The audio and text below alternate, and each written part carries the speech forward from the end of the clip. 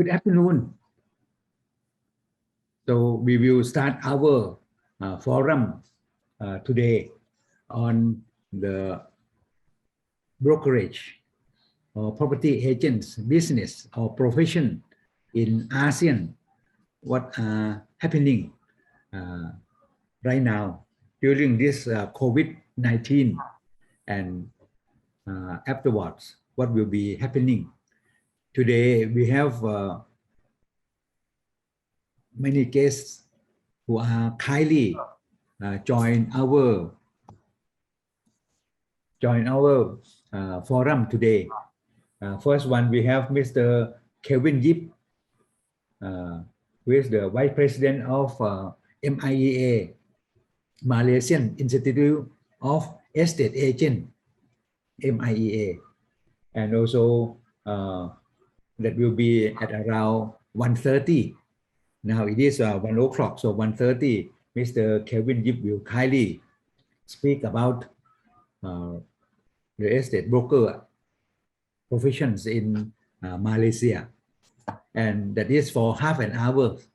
Maybe he can kindly speak for 20 or 25 minutes, and then there may be some Q&A. And then at around 2 o'clock, we will have another speaker, that is Dr. Kim Hyang. Dr. Kim Hyang is the president. He was the past president of the Cambodian Valuers and Estate Agent Association, CVEA, Cambodian Valuers and Estate Agents Association in Cambodia. That will be at around 2 o'clock. Dr. Kim Hyang can kindly speak for maybe 20 minutes, and then there will be some Q&A. And then at around 2:30, we will have Mr. Jaya Kajadi. Sorry if I pronounce wrongly. Mr. Jaya Kawadi is the Vice President of the RIB. RIB is an abbreviation for property agents or brokers in Indonesia. That is the only and the largest broker association in Indonesia. And at around 3 o'clock, we will have Mr. Wong Cheng Hong. He was the former CEO of the Singapore Association of Estate Agents in Singapore.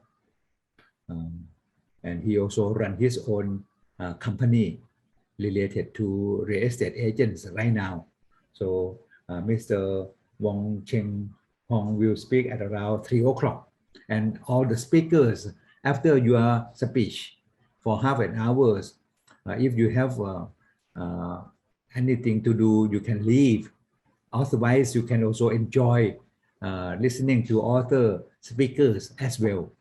And if you come, you can come right now or shortly before your presentation, so that you can speak consecutively from another guys. And then at around 3:30 in Bangkok time or 4:30 in Manila time, President William Forrester, he was the past president of PAREP, Philippine Association of Real Estate Board. In the Philippine Association of Real Estate Boards, there are so many brokers, valuers put together as well. So this is the PAREP from the Philippines. And Mr.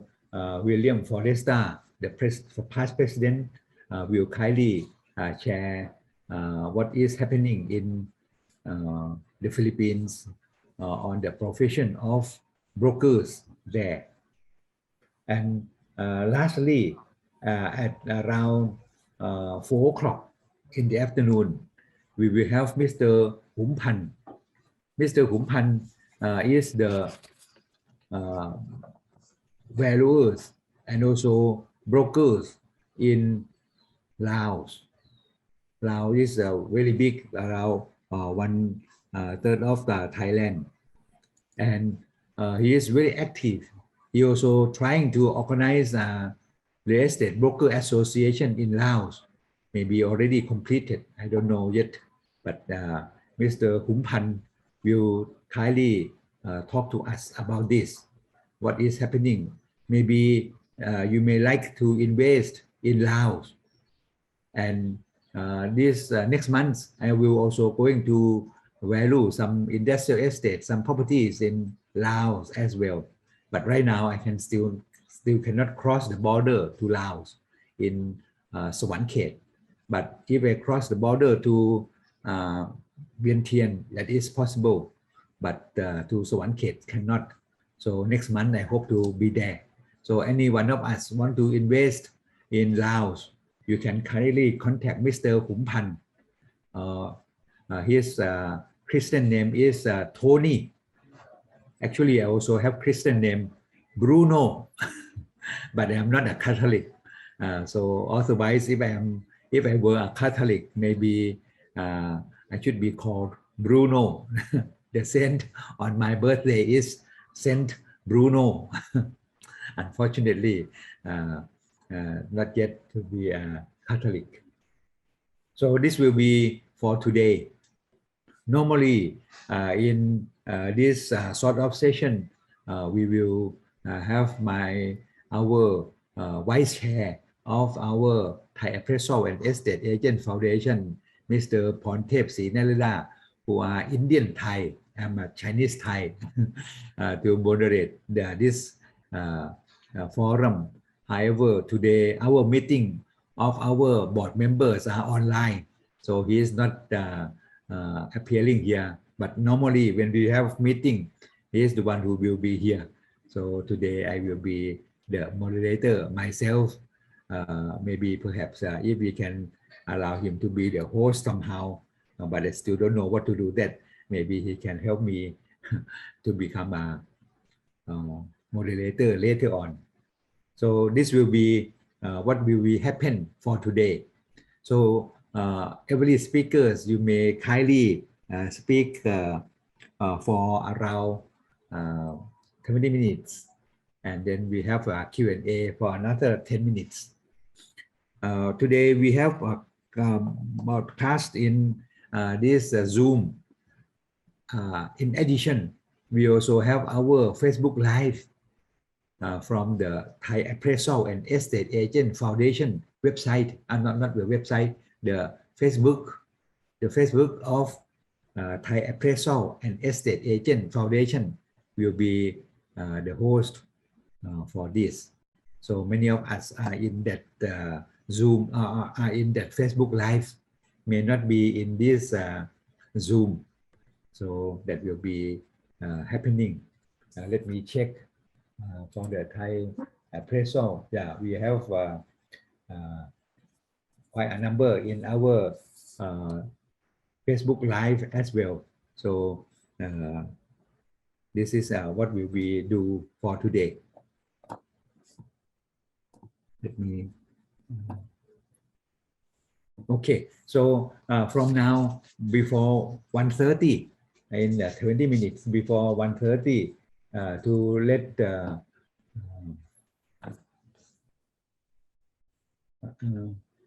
let me check. Yeah, to let Mr. Kelvin Yip, the Vice President of Malaysian Institute of Estate Agents, to speak at 1:30. Allow me to brief you what is happening in Thailand for a while. You can see in my slide on the screen right now. That is the future of Thai real estate markets. I do this presentation for the FFC Thai Prix d'Excellence Award that is organized on February 25th last month. So I use this same presentation for you. Last month we organized the FFC Award. There are around for dead people joining. Fortunately, none of them get COVID-19 from our event, and we also have some ATK testing as well. In addition, you may know that right now in Singapore, they said that if you got COVID-19, you may stay home for 5 or 6 days. That will be the period for your for the dissemination of your COVID to other people. But after 5 or 6 days, you can go anywhere you like, because by that time there should be no spread of COVID-19 to anyone. So this will be something really interesting. So now we have our participants and from the Zoom and also from the Facebook Live of Thai Appraisal and Estate Agent Foundation website, Facebook. So let me start my presentation on the future of real estate market in Thailand.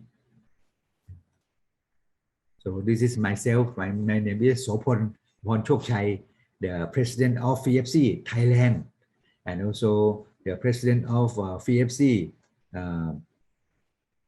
The president of the Thai Appraisal and Estate Agent Foundation. Actually, in our Thai Appraisal and Estate Agent Foundation, we have our chairman. The chairman of our foundation is Professor Nipat Chitprasong. Now he is 80 years old. So this for the next committee, he will be no more our chairman. There will be we will have another elected chairman later. That is that maybe someone else, maybe our Professor Pontep or Dr. Pratip or anyone, we still don't know yet, but not me. I'm the president, like the CEO, but I'm the founder of this foundation. You may know that our VFC we have in many countries. Let me just show you for those who want to get this presentation. It will be here. You may kindly scan. If you scan it, you can get this PowerPoint immediately. So you may kindly scan this. That will be for the presentation. Okay. So let me just come back for this presentation, and this will be our VFC in. This was our VFC in St. Petersburg, Russia. But our next VFC annual meeting will be. Sorry, Mr. Jaya is calling. Let me just pick up this. Hello, Mr. Jaya. Yes. Oh, I see. One moment. Thank you. Okay, so this coming June, mid of June, we will have our annual conference of the VFC in Paris. So you may kindly join us in Paris. Okay. So let me just show you what is happening. These are all the real estate projects in Bangkok. That is Bangkok metropolitan region, called something like Jabodetabek or Jabodetabek. Jabodetabek is Jakarta, Bogor, Tengkarang, something. There are 5-6 provinces. That is the metropolitan area. This is also something like a metro. That is Bangkok and the vicinity provinces. You can see that during 1994 until 2021, last year, there are so many projects here.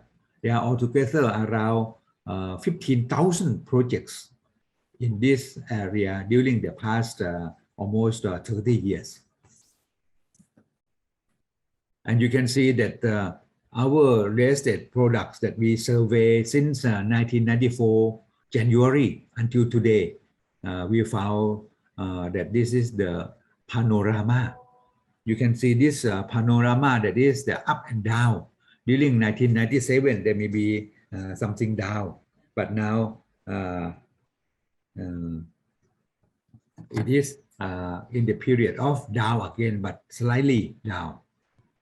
And last year, 2021, you can see that there are only 303 projects launched last year. Normally, every year there will be around 450, 500, or sometimes even 600 projects launched. But now we have only 303 only. So this means that the supplies are lower last year.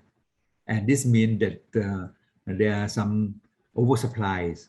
That is why we do not have many supplies for many new supplies for last year, so that we can absorb more in the past.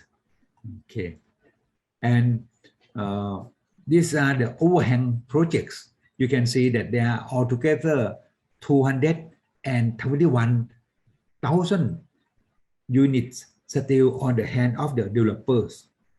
The developer can still hold 211,000 units on hand, and that will need to sell for another 44 months. There are so many 44 months. So this means that developers still have a lot of burden to bear. So this is the problem. However, in the case of condominiums or owner-occupied apartments, we found that the sales are more quickly. But in the case of detached house or single house or bungalow house, the sales are quite slow. They may need around another 60 months to go. That is quite long period. But in the case of condominiums, are only less than 34 months. That is less than 3 years. So this is happening. And last year alone, 2021, there are 300 projects launched, but the number of units launched were 60,000. There are around 60,000 units launched last year. Say most of them, the largest proportion of them, 39% are condominiums or owner-occupied apartments. So this means that this is the largest proportion. However, prior to COVID-19, most of the products launched were condominiums, around 55 to 60%. But right now, it is only 39%. So this is a big decrease. Condominiums are the products that we can put it for sale for speculators as well as for end users. So, but for other low-rise residents like detached house, semi-detached house, or townhouse, most of them bought by end users, not by speculators. And you can see that in Bangkok, most of the developments are on the hand of listed companies or those in the stock exchange of Thailand. This means that the large developers can control the market. In Bangkok, there are around 45 developers in the listed market, whereas there may be around 200 small developers. But you can see that large developer like public company and the subsidiary companies of the listed companies hold 81% of the total value of the development launched last year. Whereas in terms of number of units, around 74% of the number of units launched were launched by listed companies and their subsidiaries. This means that the market were controlled by around 45 companies. For small real estate developers company, they are not so active. This is because listed companies can have cheaper cost of finance. They may have some warrant, they may have some share, and in this case, the cost of capital may be only 2, 3, or 4%. But for small companies, if they have to borrow money from the bank, they may have to pay loan interest rate of around 7%. So this is the problem for small developers today. But actually, we should help promote those SME developers. This show you that in Thailand, around last year, property price are not going down. This is the price of properties, housing, condominiums, and low-rise residence launched by developers. The price is not down, only slightly down, say minus 0.13%. 0.13%. But last year, but the year before last, that is year 2020, property price down for around 7%, 3.5% in the half of the year 2020, and another 3.5% in the second half of 2020. So altogether around 7%. That was the situation in 2020. But the situation in 2021, the property price is not dropping. This is the first-hand housing offered by developers. But in the case of second-hand house, the second-hand house that just completed in a few years, say 1 to 2 years, the price is not going up. They're going up slightly only. But in the case of old house, say 20 years old, 10 years old, 20 years old, or 30 years old, the property price also stable, not decrease. But one thing you should know is that second-hand house tend to be some 30% cheaper than the first-hand house. This is because second-hand house maybe there are some depreciation and the function may be outdated. That's why in the case of second-hand house, the price is some 30% lower. But for my own preference, I like to buy second-hand house because it is somewhat cheaper and we can renovate it, we can decorate it. This is the case that in the case of foreigners buying properties in Thailand, we found that last year only 5.4%, very minimal, 5.4% of the condominiums in Bangkok bought by foreigners. In the year 2020, it fell down to only 3%. However, in the case of 2019, 15%, 15% of the value of the development of condominium in the city of Bangkok bought by foreigners. So this means that during COVID-19, foreigners cannot come to buy properties here. That's why they are not buying a lot. But if we want foreigners to buy properties in Thailand, we may have to learn from other countries. Like in the case of Malaysia, they have some minimum price, say no less than 1 million ringgit or 2 million ringgit. That is around 7.5 to 15 million baht. Say 1/4 of a dollar, 1/4 of $1 million to half of $1 million per unit. But in Thailand, we don't have this regulation. so you can buy here for free. In Singapore, Hong Kong, if you buy apartments over there, you have to pay tax to the government for 30%.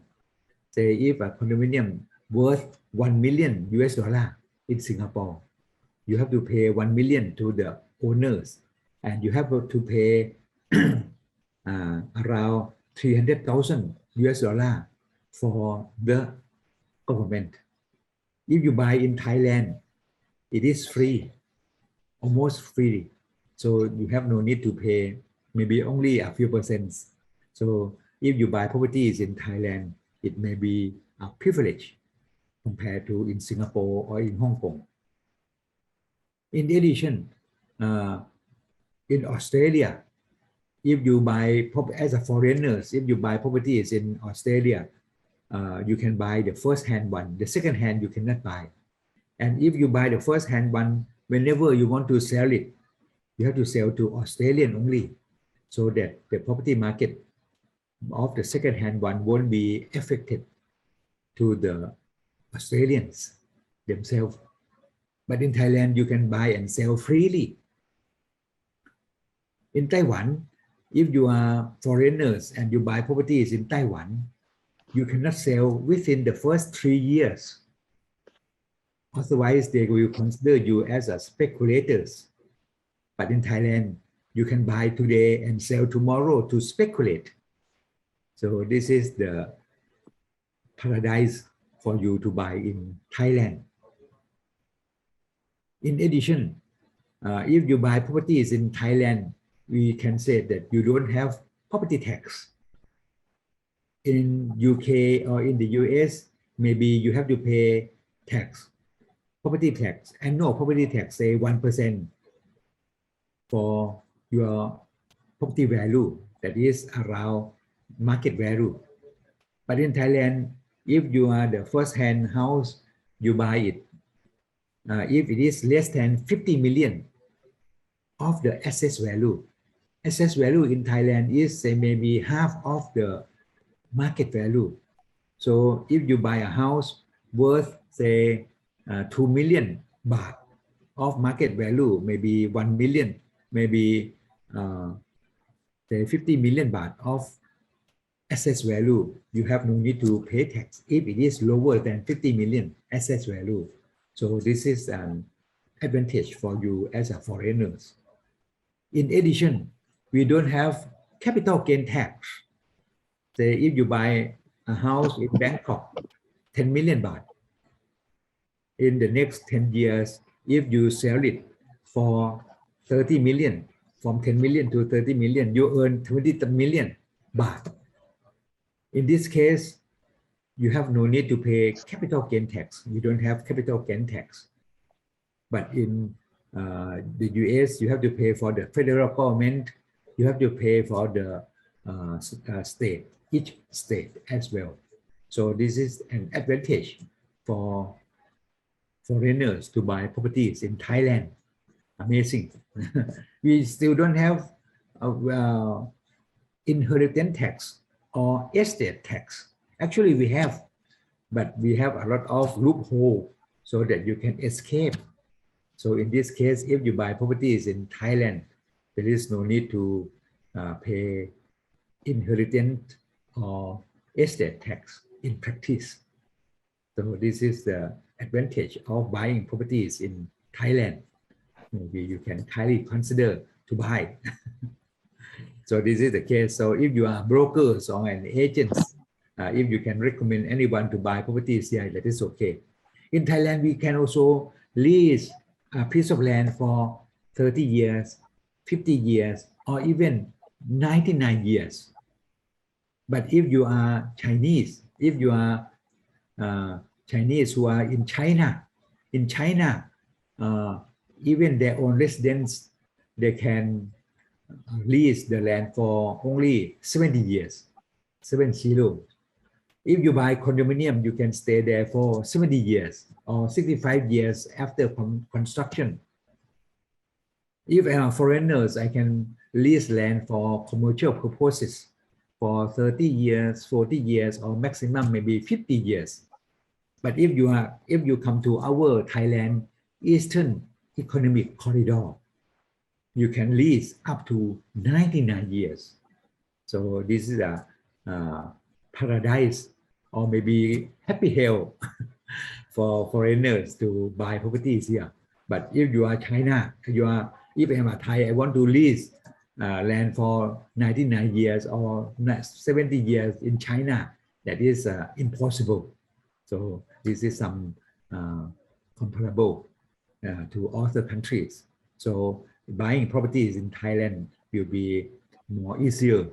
And if you need to buy any properties, you need valuation of properties. You need to do some legal check of zoning, any building construction permit, or any lien or anything. You can consult me, valuers who can help you explore these shortcomings of law or limitations on law and regulations in the construction and in the land use.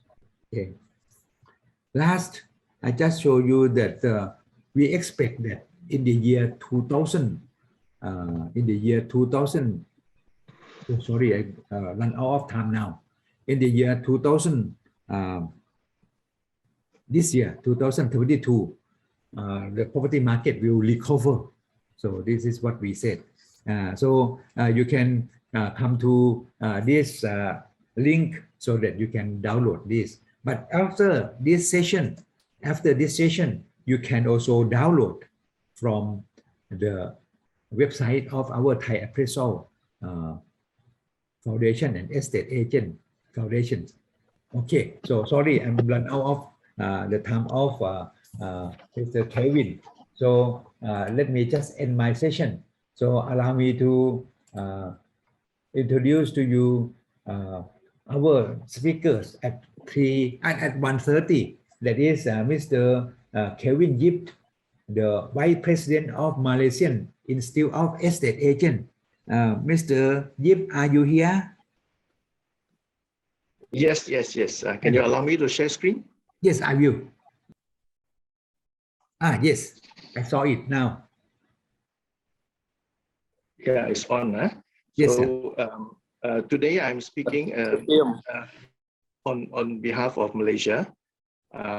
And of course, my name is Kelvin Yip. I'm a registered agent with the Board of Valuers, who is the regulatory body for our profession. And I've been registered since 1994.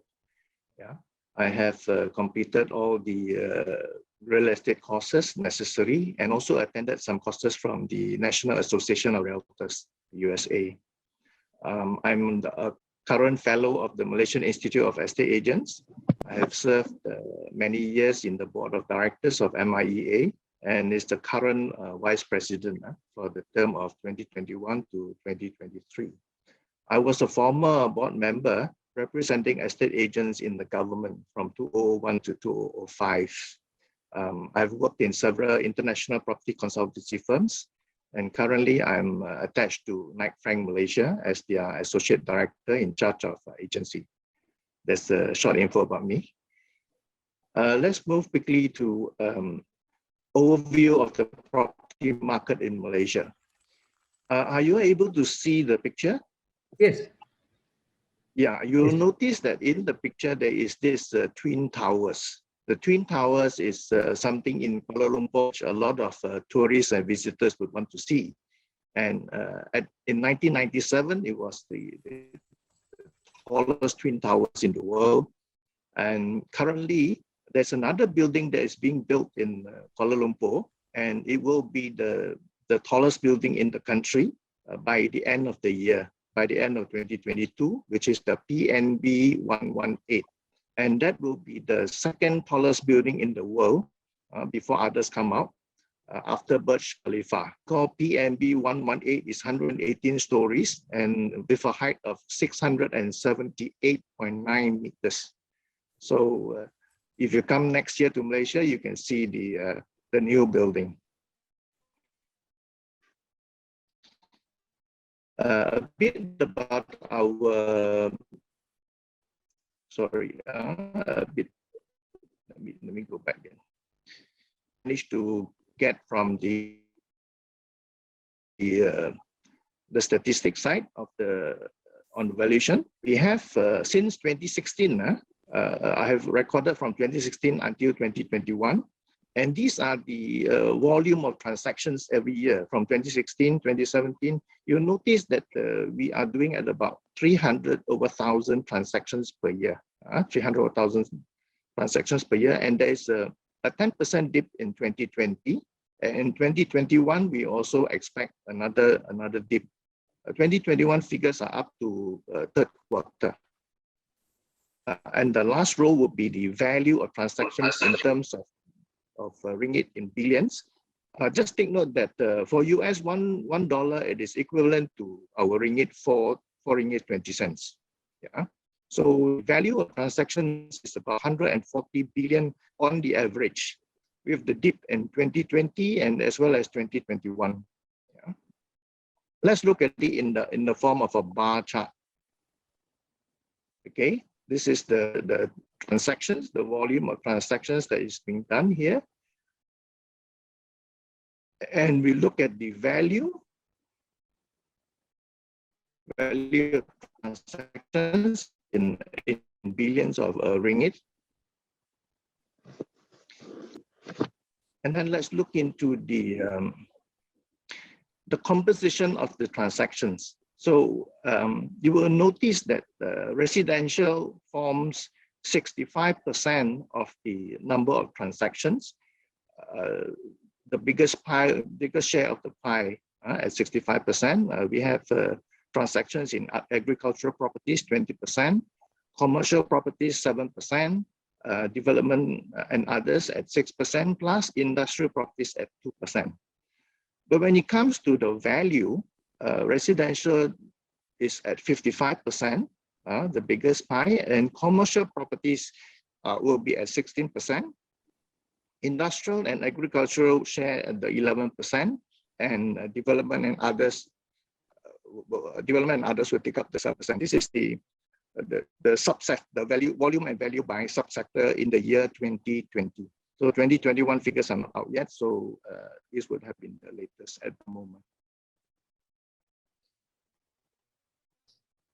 We went in to check from the Department of Statistics the population projection of Malaysia.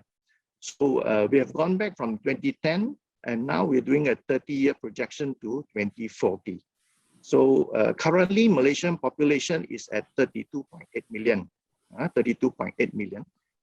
What they're tracking is the 30-year increase from 2010 to 2040. In that 30 years, we envisage to increase by 12.9 million. Of course, our population is rather small. And then if you look at 2010, our population growth is actually at 1.8%. But in 2040, we are expecting the growth only at 0.8%. That means we will be, the increase is at a much slower rate. In terms of the composition of our population increase. That means at the major group of the population is actually the Bumiputras or the Malays. Then we have the Chinese at about 24%. We have the Indians at about 7.3%, and the others, the natives at 0.9%. So what we see also is the sex ratio from male and female. In 2010, we had 106 males to 100 females.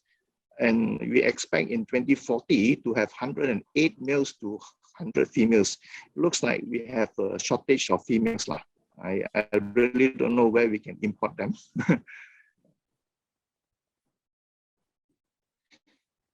And if you look at the changes in the age structure, what we see here is in 2010, we have only 5% of those aged 65 and above. But if you look at 2040, we expect 14.5% of the population to be above the 65, which are senior citizen. It actually increases quite significantly. And what will be the effect of such a change in the age structure? You realize that there's an increase in the median age. by 2040, most people, average age will be 38.3 years. And then there will be an increase in the dependency ratio. More people will be dependent on others. And there will be, of course, what we call an aging population. Even now in the year 2020, the old age or 65 years and above, we have 7.2%. Just a quick look at this. Now with some economic data. Malaysia, for the last couple of years, this has been our GDP or gross domestic product. At 2017, we had 5.813 growth, 2018, 4.8, 2019, 4.4, 2020, we suffered the negative growth of 5.6. Of course, this one will be due to the COVID-19. 2021, we expect to, we actually recovered and we expect the figure to be 3.1% growth. And 2022 is projected to have a much faster growth at 5.75%. Something else which I think may be of interest to you, to the people here, would be Bank Negara, which is our central bank. The overnight policy rate has been maintained at 1.75%, which is the lowest for many years already. So the locals, when they take housing loans from the bank, the average interest rate they pay now is about 3% per annum. Yeah, one of the cheapest financing costs at the moment. Then for unemployment rate, in 2017, we were at 3.41, 2018, 3.3, 2019 at 3.3. 2020, it was a big jump to 4.55. 2021, a bit drop to 4.3. 2022, we expect forecast it to be stable at 4.3% unemployment.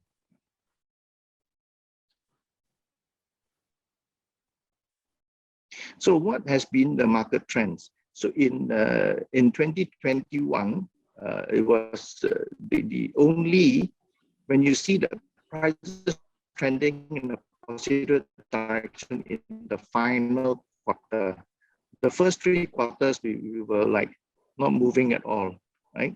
So purchases were more likely to catch the potential upswing. We expect the momentum to pick up in 2022. So what will happen in 2022 is strong demand among property seekers. There's a lot of pent-up demand. And the government have got something called the home ownership campaign, which is the driver for the first-time home buyers. Yeah? A lot of people who buys the property for the first time, they do get a lot of special kind of arrangement from the government. And in budget 2022, there was a removal of the real property gains tax for properties sold after 6 years.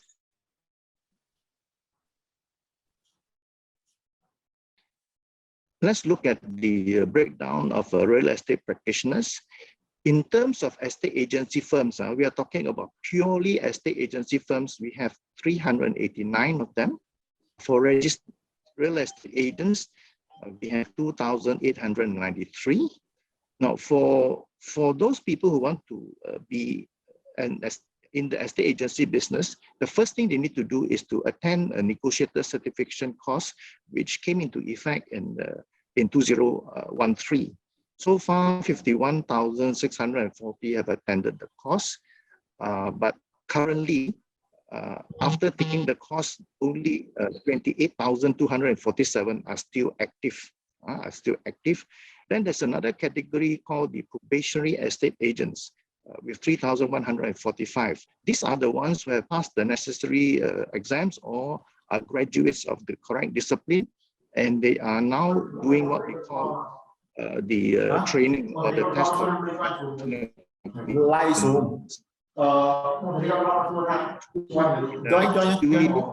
okay, so probationary estate agents in the next few years will join the registered estate agents. So we will be having about 6,000 plus in maybe 3 to 4 years time. Dr. Sompon actually asked me what is the average income of practitioners. So I've estimated that we make about 60,000 ringgit is equivalent to about 15,000 US per annum. This is how it looks like for the negotiators. That means these are the salespeople. Each one will be given a tag, and they're supposed to wear the tag whenever they do the business. Similarly, for registered agents, we have a blue tag instead of the red one. So we still need to carry or wear this whenever we are doing this business. And what is the pathway to be a registered agent? Of course, we have 3 sections. The minimum qualification under Section A would be the O levels. Yeah, SPM in Malaysia is equivalent to the O levels in the Commonwealth countries. We also take into account the government universities as well as the private universities, as long as you have a degree, as well as overseas universities, as long as you have a degree in estate management or property management or valuation.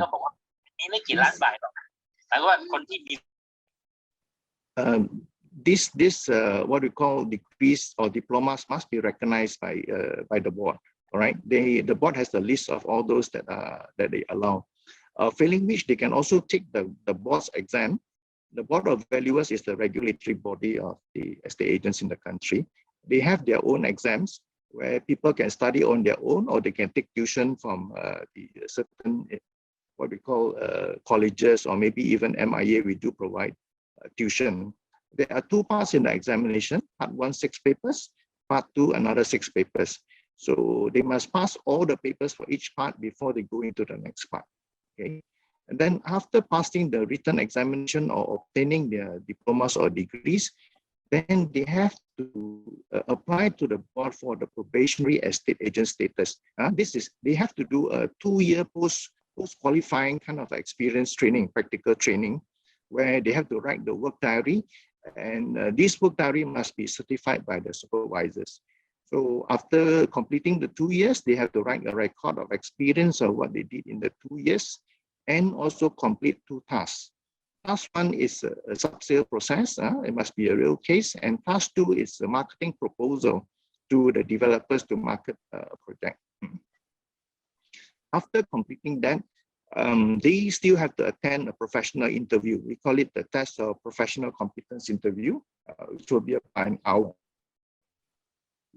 That will be on 4 topics: real estate agency practice, property law, property taxation, as well as another topic on the anything topical matters on real estate. Now, this entire process from the start of the course until you finish into the section C, it will take about 5. We did a quick calculation. It will be about 5.25 years to fully qualify.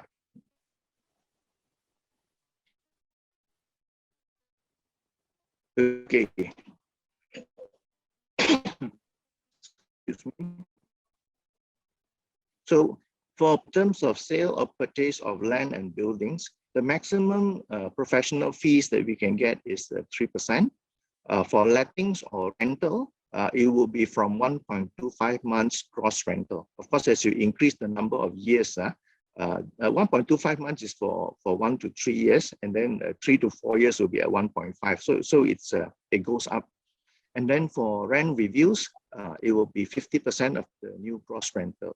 A rent review means actually the renewal of tenancy or renewal or extension of tenancies, where estate agents are entitled to 50% of the new gross rental that is agreed. Estate agents are also allowed to do tenancy management as of 1st January 2018. So far, there's no scale of fees yet, but generally the agents charge between 5 to 8% of the gross rental per month. When it comes to sales and marketing of projects or new launches, there are no fixed fees.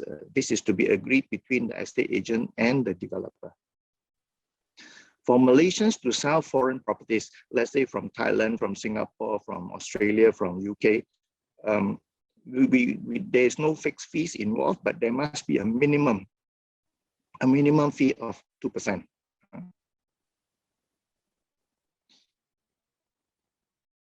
Now, what is the career path like? the career path is they start off as a negotiator, means after attending the 2 days negotiator course, then after that they become a negotiator, which means they are the salespersons in an estate agency firm. And once they pass their exams, they will register as a probationary estate agents. They still do selling, plus they assist in the management of estate agencies. And of course, for those who are registered agent, you can either own your own agency or you can be working in another agency. Right? What would it be? After you get your registration, you can also progress into become a property investors, which most of us do. You can also become a real estate trainer.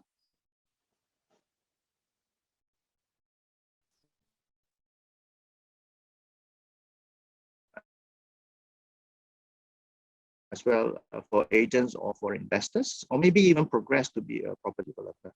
Many estate agents have actually progressed very well real estate investment trust. Now let's look at the foreigners buying property in Malaysia. Of course, Malaysia welcomes foreigner buying our properties, but take note that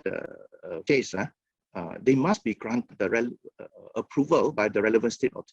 Take note that the properties are under the state. So we have got 13 states plus the federal territory. Okay, so each state may have a different requirement or things like this, but you must get their approval. So for number 3, foreigners can buy most residential properties. So the minimum threshold for Kuala Lumpur is 1 million. For Selangor is a minimum of 2 million. For Penang, it's a minimum of 750,000 plus a 3% levy for foreign ownership. And then for Johor, minimum of 1 million ringgit plus 2% levy for foreign ownership. And the Sabah, we have a minimum of 600,000. This is just a selection of the 5 places that are most popular for foreigners to buy. And of course, for foreigners buying, there is also another plan called Malaysia My Second Home, where they can actually get visas, multiple entry for 5 years. But the qualification would be at least 35 years and above, with liquid assets of 1.5 million, as well as the monthly income of 40,000 ringgit. Those are the minimum qualifications. Now, when Dr. Sopon said that Thailand has got virtually no restrictions on ownership, actually we also don't levy any tax. Generally, we don't levy tax on those property purchase.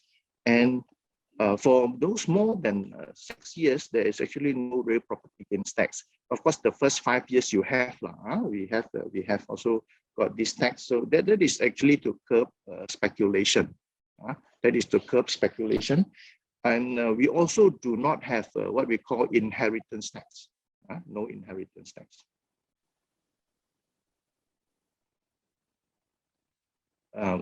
Well, this was the thing that Dr. Sombat asked, actually, many Malaysians have property investments in ASEAN. And Malaysian investors are ready and looking forward to invest overseas. We invest mostly in Singapore, Australia, and even United Kingdom a lot. But lately, we do see a lot of people buying in Bangkok, a lot of them. And a good number of estate agency firms actually have branches in ASEAN. Quite a few of them have already branched out to ASEAN countries. And most agents are looking forward to expand and have representative offices or working arrangement with other agents in ASEAN.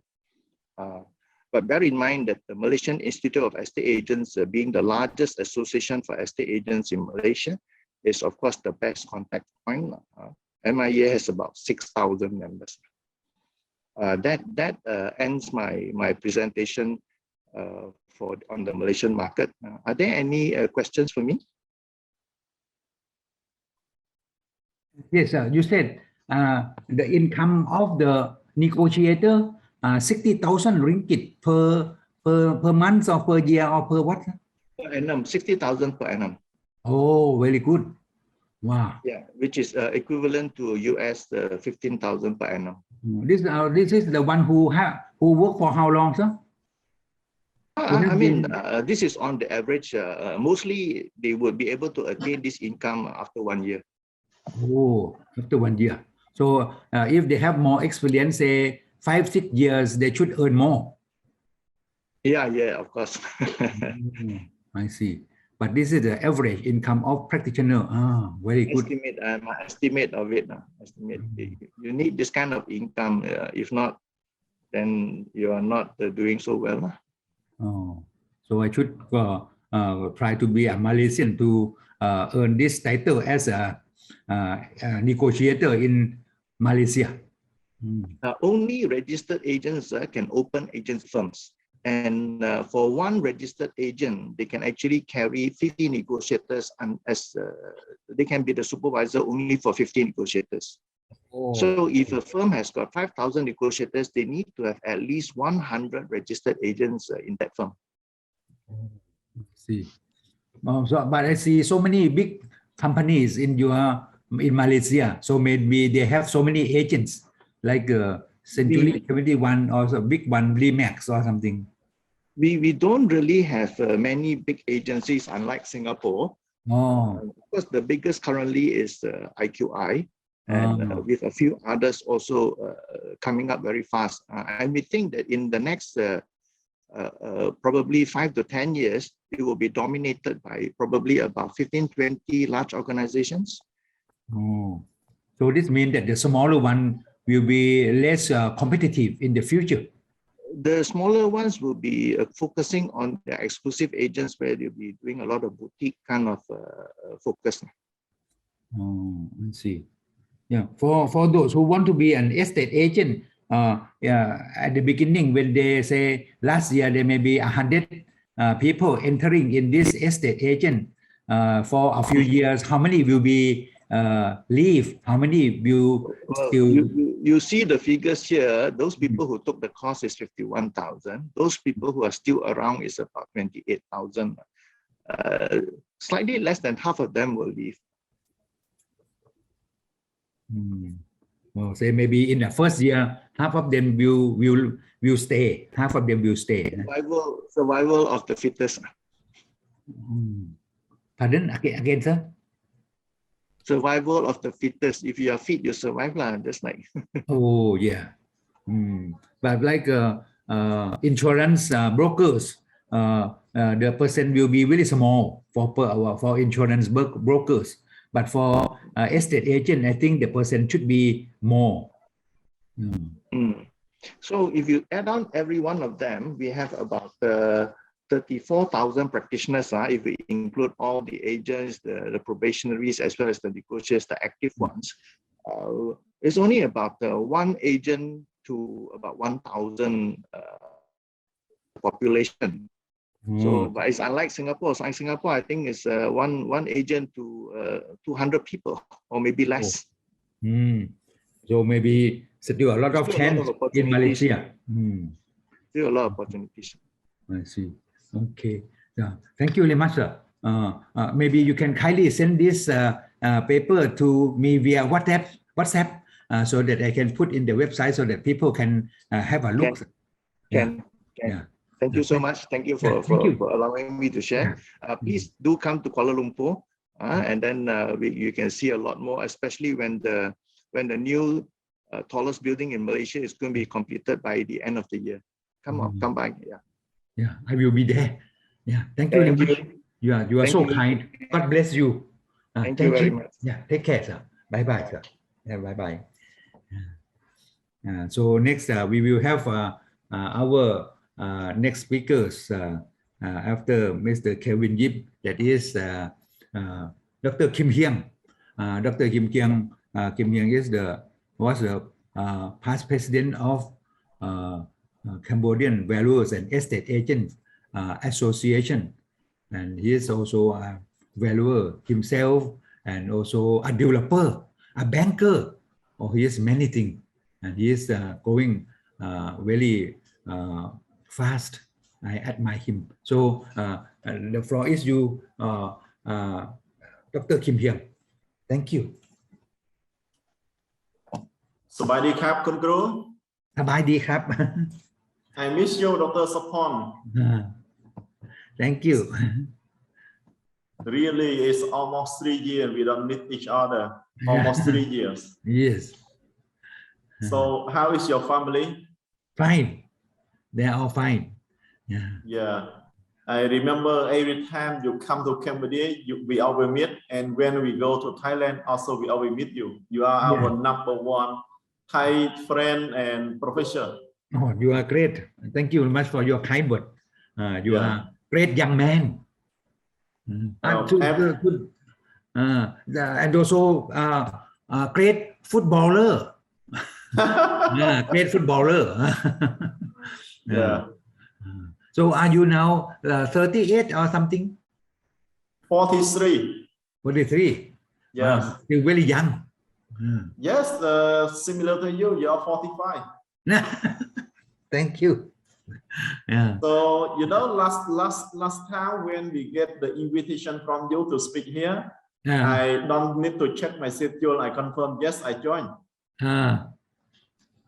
You know why? Because you are my professor, so I cannot reject your proposal to me to speak. I have to say yes.คุณเจริญ And I'm very happy here to be here. So my name is Kim Hieng. I'm the speaker from Cambodia. And what I get from Dr. Sapon, he want me to speak about the future of brokerage profession in ASEAN. As Dr. Sapon introduced me to our audience here on the Facebook, on Zoom, and more. We don't know how many people from Thailand. I don't know how many people from Cambodia, but I think we have some people from Cambodia to join here. And I speak Cambodian. My topic is future of brokerage profession in ASEAN, and you know, I'm one of the few Cambodian people who do real estate for almost 20 years. I think now 2022 is my 18th year in real estate business. I start my first job in real estate as real estate agent, and then I become property valuer and appraiser, and then I become property manager. I also do property investment to be investor, and as I develop, I have 2 projects in Phnom Penh, Cambodia now. And also one of the financial specialists who use money good. We know how to use money, how to make one money into $10, how to make $1 today and into $10 next day. Is how we do in Cambodia. So in order to make easy one about the topic, because anytime they invite me to speak, I always follow the topic. Like today, my topic, I have 30 minutes to speak about the future of brokerage profession in ASEAN. So please go to my next slide, the first one, the next slide. What is future? A lot of people they talk about the future. Future is what not yet happened. Future is tomorrow. Future is tomorrow.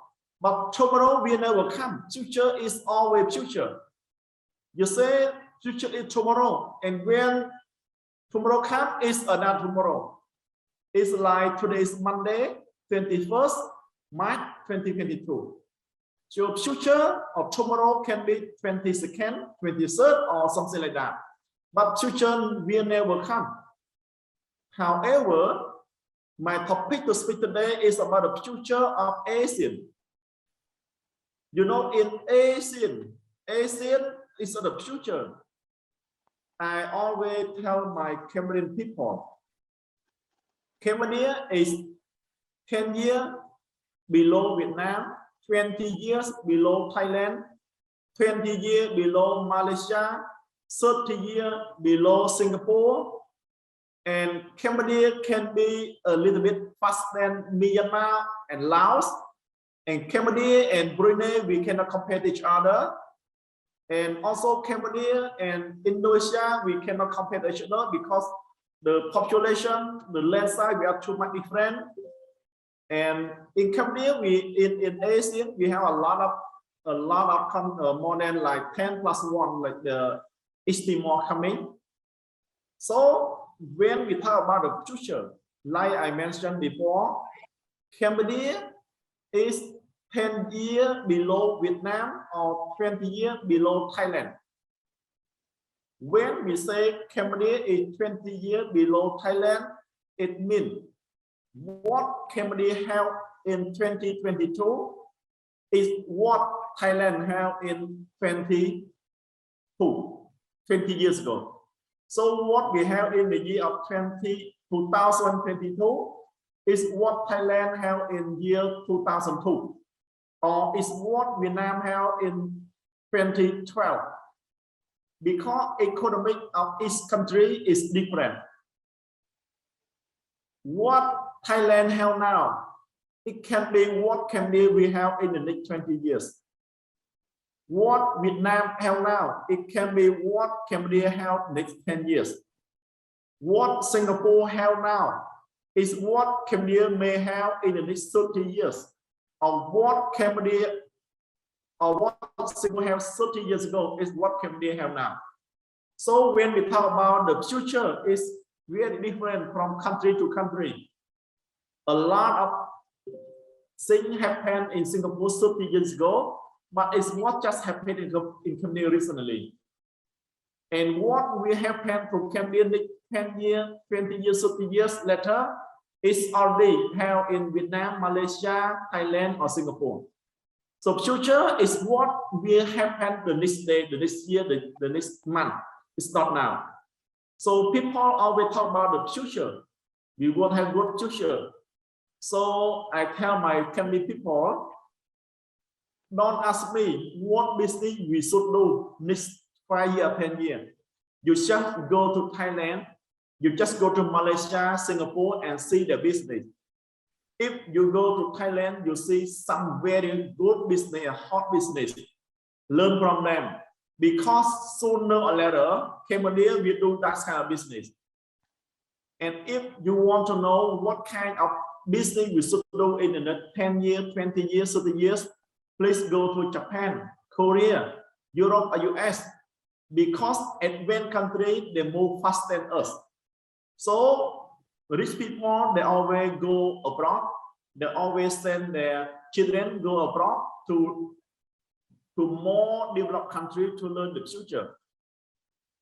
Okay, so go to my next slide. The first one, next slide.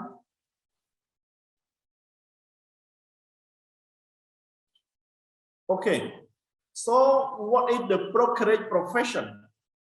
You know, in Cambodia, in Thailand, in Asia, in Korea, Japan, Europe, US, we sometimes have different words of English. Brokerage, we call, in Cambodia, we don't call brokerage, we call agent job. But here we call the brokerage profession. Brokerage profession is mean job of a broker or agent. In US, when we call broker, it's a company.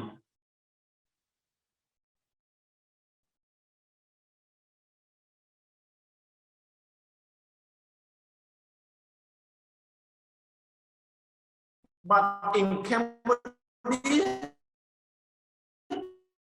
broker is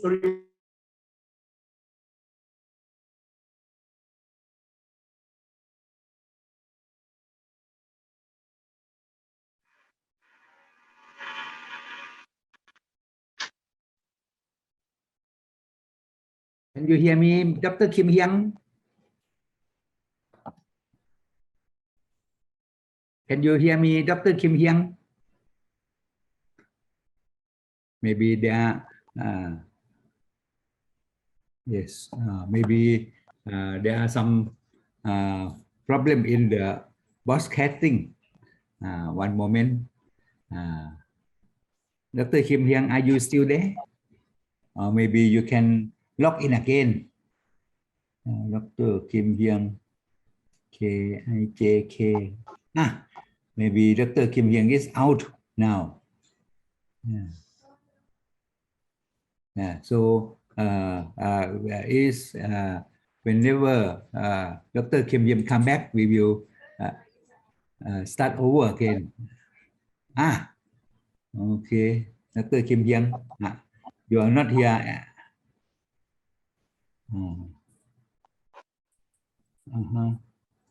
where are you Dr. Kim Hyang not here maybe he is going to come in soon yes but for the time being allow me to Dr. Kim Hyang is come back yes you can carry on sir Hear me? yes I can hear you now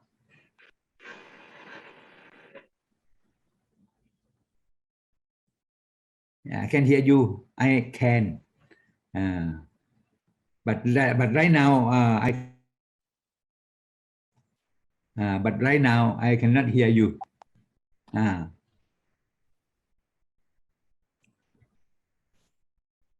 are you there Hi, Dr. Hello, This Dr. is Swan. Charles. Okay. No, my it's okay now. I can hear you a bit somehow. I can see Mr. Charles Villa. I see. Anyone else? Dr. Kim Hyang is back. Where are you? Let me see. Kim Hyang. Kelvin Yip. Kim Hyang. Oh, not yet. Okay, so whenever Dr. Kim Hyang come, maybe you can kindly talk immediately.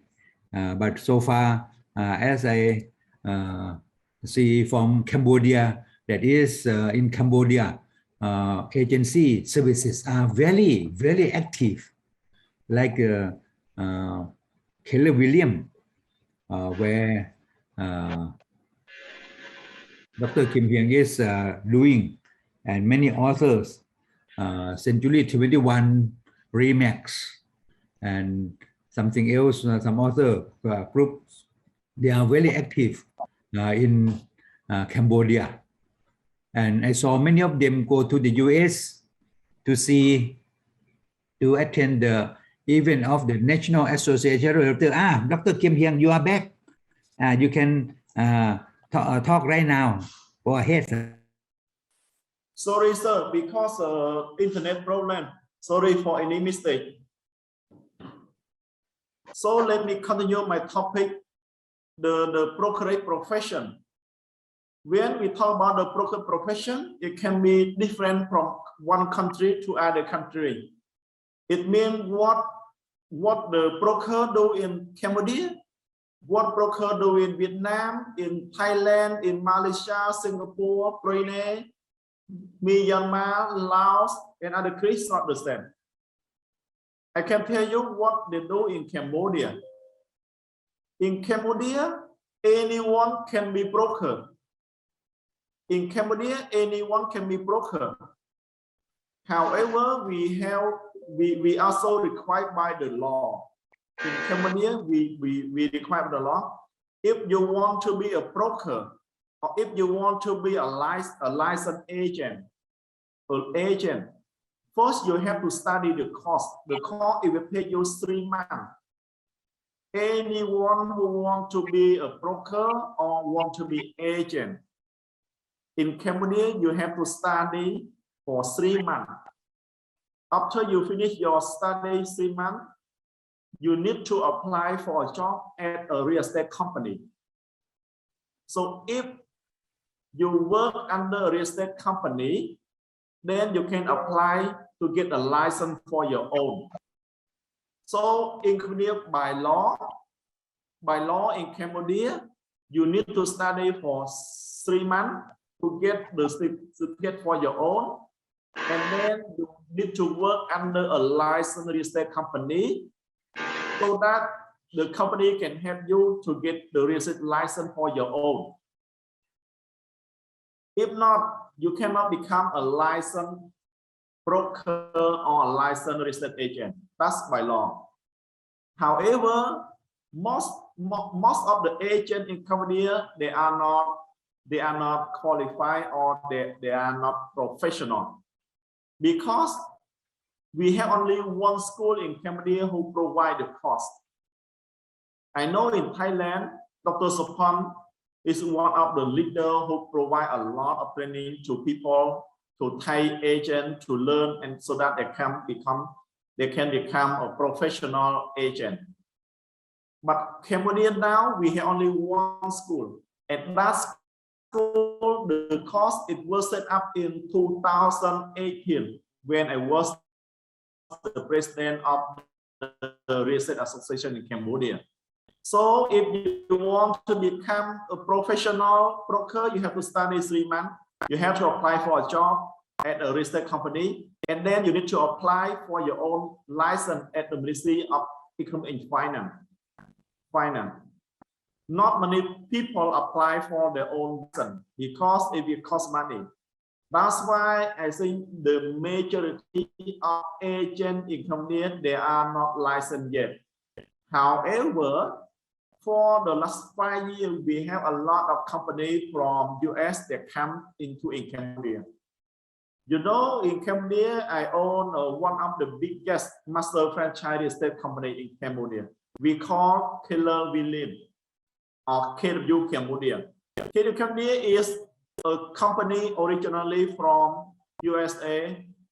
We come here for 4 years. Most of our agents, we subject them to study the 3-month courses to get their own certificate. And then they need to apply. And then our company, we help them to apply for their own license. Because we need to help the industry grow. We need the people learn to know more and help the country grow in a positive way.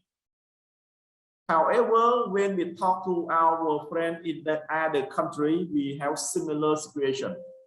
You know why? Because when we say brokerage profession, it means everything must follow by law and tax.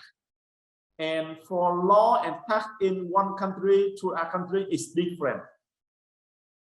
I'm not sure about Thailand. I'm not sure about Malaysia or Singapore other country, but Cambodia, if you want to be professional real estate agent, you have to follow by law and you have to pay the tax. And the tax in Cambodia usually 10%. I see it's not much for most countries, but Cambodia property agent tax is mean if you make money, you need to pay the tax to the government. 10% is the agent tax for most of the agent. Please come to my last page of this one. Okay, ASEAN. So my topic, I talk about the future of brokerage profession in ASEAN. When we talk about ASEAN, is a big country. Let's say like Cambodia is home to 17 million people. Let's say like Thailand is home to something around 80 million people. Let's say Vietnam is home to around 97 million people. However, when we talk about ASEAN, what do you want to talk about ASEAN?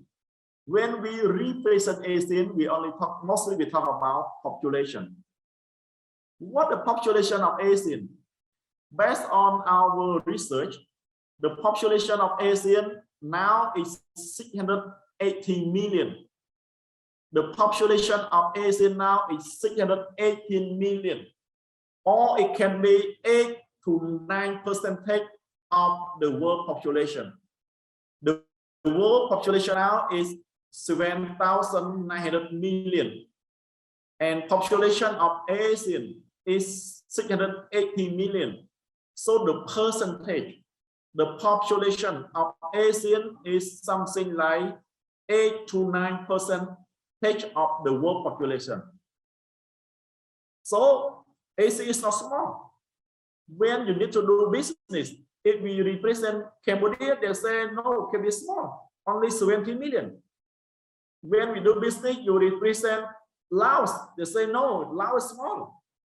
When we need to do business, we represent Malaysia or Singapore, they say your country is good, but population is small. But if one of us in ASEAN, if one in ASEAN, we represent the ASEAN. ASEAN is home to 680 million people. So ASEAN is not small. ASEAN is not one country, but it's a community. The population of ASEAN is more than 8% of the world population. How about the GDP? The purchasing power. GDP of ASEAN is more than 3 trillion. You know, GDP of Cambodia is small. GDP of Laos, Myanmar also small. GDP of Thailand, Vietnam, Malaysia, Singapore, Indonesia is big. But when we talk about the GDP of ASEAN, it's very big because the GDP of ASEAN is more than 3 trillion. Or it can be almost 4% of the GDP of the world. So if we do business, we represent ASEAN. It will be good for us to do the business with other top countries in the world. We have ASEAN. In Europe, they have EU. In the world, they have UN. So when country and country they combine together, they make a new committee. It will be good for their member because if we are small, we have less population. GDP is not big. Not many people will do business with us.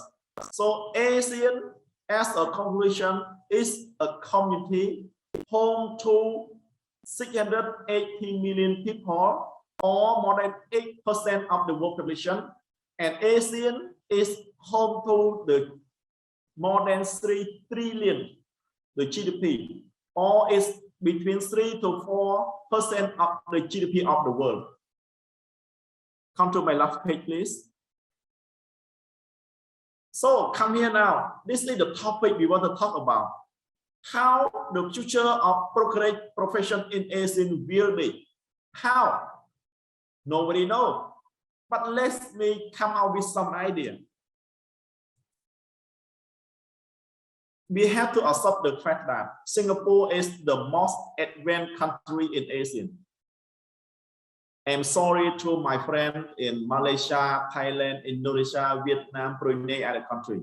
We have to adopt the fact that Singapore is the most advanced country in ASEAN, and in Singapore, everything is by law and tax. When we talk about the richest country, the most modern, we talk about Singapore in ASEAN. But when we talk about some country like Cambodia, Laos, Myanmar, we are still limited. But when we talk about the country like Thailand, Vietnam, Malaysia, Indonesia, they say this country also have developed a lot in the last 10 or 20 years. Of course, Cambodia is much better than 5 years, 10 years, 20, 30 years ago. But we need more time to grow to reach where Thailand, Malaysia now. It takes us, I think, like 10, 20 or 30 years. So Cambodia will be among of the middle class country. I think it takes at least 20 years from now. So how about the brokerage profession in ASEAN? It's not easy for ASEAN to combine with one law for the 10 countries. Cambodia, everyone can be agent. By law or no law, you also can be agent. And also know some friends in other countries in ASEAN. They also can be agent without law. How about Singapore, Malaysia? No way. What I learned from Jeff Fu, no license. If you do real estate without license, you have big problem. The majority of agents in Malaysia, Thailand, the majority of more people or all more people must be licensed. But the majority of more people, most agents in Cambodia, Laos, or other small, less country, you can do without license. So if we want to make one standard for ASEAN, it's very hard to do it. Because the gap of the risk the middle and the poor country in ASEAN is 30 or 40 years different. The gap of Singapore and Cambodia, the gap of Singapore and Laos, the gap of Singapore and Myanmar is different. The gap of Thailand, Vietnam, and Cambodia is different, but not much. So if we want to make one brokerage law for ASEAN, it's very difficult. Very difficult. So the future, what the future will be? ASEAN is a community, but every country, they have their own law. What we do in Cambodia is not possible to apply in other country. What Thailand do, it may not possible for other countries to do. So my idea for the future of the brokerage profession in ASEAN will be easily. You do what you can. We do what we can. So what Malaysia law requests real estate agent or brokerage agent do, just follow your law. What Malaysia law requests the agent to do, just follow your law. What Thailand suggests agent to do, just follow your law. What Cambodia suggests our agent to do, we just follow our law.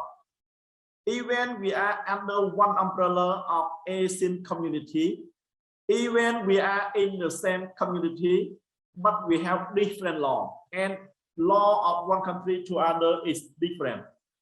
We cannot ask Thai agent to follow law in Cambodia. We cannot, Thailand cannot ask agent in Laos follow law in Thailand. One country cannot ask agent from other country to follow. It's not possible. So even the future, it takes time. I think if ASEAN want all the agent in ASEAN practice by one law, it takes 10 to 20 years by starting from now. Because from now, the gap of the country is different. Dr. Kim Hyang, no hurry. Yes. One minute, sir. My presentation is finished. Please go to question question if they have question. Oh, thank you, sir. Yes. But you said that there is anyone can be an agent in Cambodia, but you also said that there is a license. So is it a license or voluntary or something, sir? License is obligation. License is obligation. But as obligation. developer and seller, we don't mind if you have license or not. If you can sell our property, that's fine. Oh. Example, we have one project or one property. If you have license, we welcome you to sell. If you don't have license, we also don't mind. What we mind is if you can sell our property. How many licensed agents in Cambodia right now, sir? We have a lot of people starting from last 3 years until now. More and more people apply for the license. How many licensed agents now? We don't have the exact number, but every year we have at least every year, like one course we have 100 people, and 1 year we have three or 4 courses. So one year we have around 300 people got finish the course, get the certificate. So 1 year, let's say we have 300 people finish the course, but not all of them will apply for the license. Oh, so before for you apply license, you need to pay the tax and pay for the license fee. I see. And in practice, no license, also you can sell. You have a license, you can sell, you pay tax. You have no license, you also can sell, and you don't need to pay the tax. That's our problem. Say for an agent who have around a few years experience, say 2-3 years of experience, if they are an agent, normally what is the average income of them, sir? Usually, the average income of them, they make, because Cambodia is like we call it second Las Vegas, second New York, not Thailand. Thailand, Thai baht, Malaysia ringgit, Singapore, Sing dollar, Vietnam dong. Cambodia is like second city of New York, US dollar. Oh, so I see. The average income of the agent in Cambodia usually per year they make around 10 to 20,000 easily. Right. Yeah, that's the average, but some people make up to 100 or million US dollar, but also a lot of people cannot make money. But let's say the average agent need to make around 20,000 per year. Oh, 20,000 per year. Yes, Wow. USD. Oh, I see. Commission. Oh, You know, but Cambodia now commission is a 3 to 5% for any transaction. Project we give more. Some condo they give to 5 to 8% commission. So Cambodia we give 3 to 5%. If it is 20,000 US dollar per year, it is similar to the negotiators agent in Malaysia. That is quite high in Cambodia. Cambodia, the expense is even more expensive than Malaysia and Thailand. Huh? How come? Yeah. The expense here more expensive. You know, when we go, we travel from Cambodia, go to Malaysia, it's paradise of shopping. Oh. Because ringgit is 4 times cheaper than USD. Oh. Cambodia, we use USD. Malaysia, they use ringgit, is 4 times different. Oh. $100 in Cambodia is $400 ringgit. So we go to Malaysia, shopping is it's easy. Oh. Because one bowl of rice in Cambodia, is $5. But one bowl of rice in Malaysia is 5 ringgit. It's 4 times cheaper. I see. Yeah. So, I see. Come Malaysia, come. Come. To Thailand also. Welcome. But Malaysia is very nice to stay. I like Malaysia as well. I like Malaysia, Thailand. I miss all of you. We're just looking for the right time coming, and then we just meet again. Yeah. In August, we will invite you to be in Phuket. We will have some big event there. I miss your family. Yeah, with 4 nights of free accommodation. Mr. Kevin Gibb also our speakers. We are organizing this. Plus massage. Plus massage. Asian to join. And diving. Okay, so it is running out of time. So thank you very much. คุณเจริญสุขสบายขอบคุณครับ Take care. Yeah, bye bye. So now we will come to another young man. This young gentleman is Mr. Jaya Kayadi. He is here already. I don't know who is younger between Mr. Jaya and Dr. Kim Hyung, but both are still a lot younger. Say maybe like my son. But so let's welcome Mr. Jaya Kayadi, the Vice President of RAB, the largest, the only real estate agent association of Indonesia. Please. Okay. Good afternoon, everybody, and thank you for having me. I hope you can see my screen clearly. Can you see it clearly? Yes, sir. I can see. Yes. Okay. All right. So I will be sharing about the Indonesian property and also the real estate agent, the future of real estate agent in Indonesia. If there is any question that the audience may have, you can contact me directly, or you can put the question in the chat. So just a little bit of background of Indonesia. Indonesia is the 4th largest country in the world, and our capital now is in Jakarta. We are building a new capital in Kalimantan, and we will hopefully be start moving our capital in 2024. So the planning and the ground zero construction has started of land clearing and such. And the design of the presidential palace over in the new capital has also been underway. And also, Indonesia is the world's largest Muslim country. So it is more Muslim population than in the Middle East. Just a little bit about current Indonesian situation. COVID-19 is well under control among our 256 million population.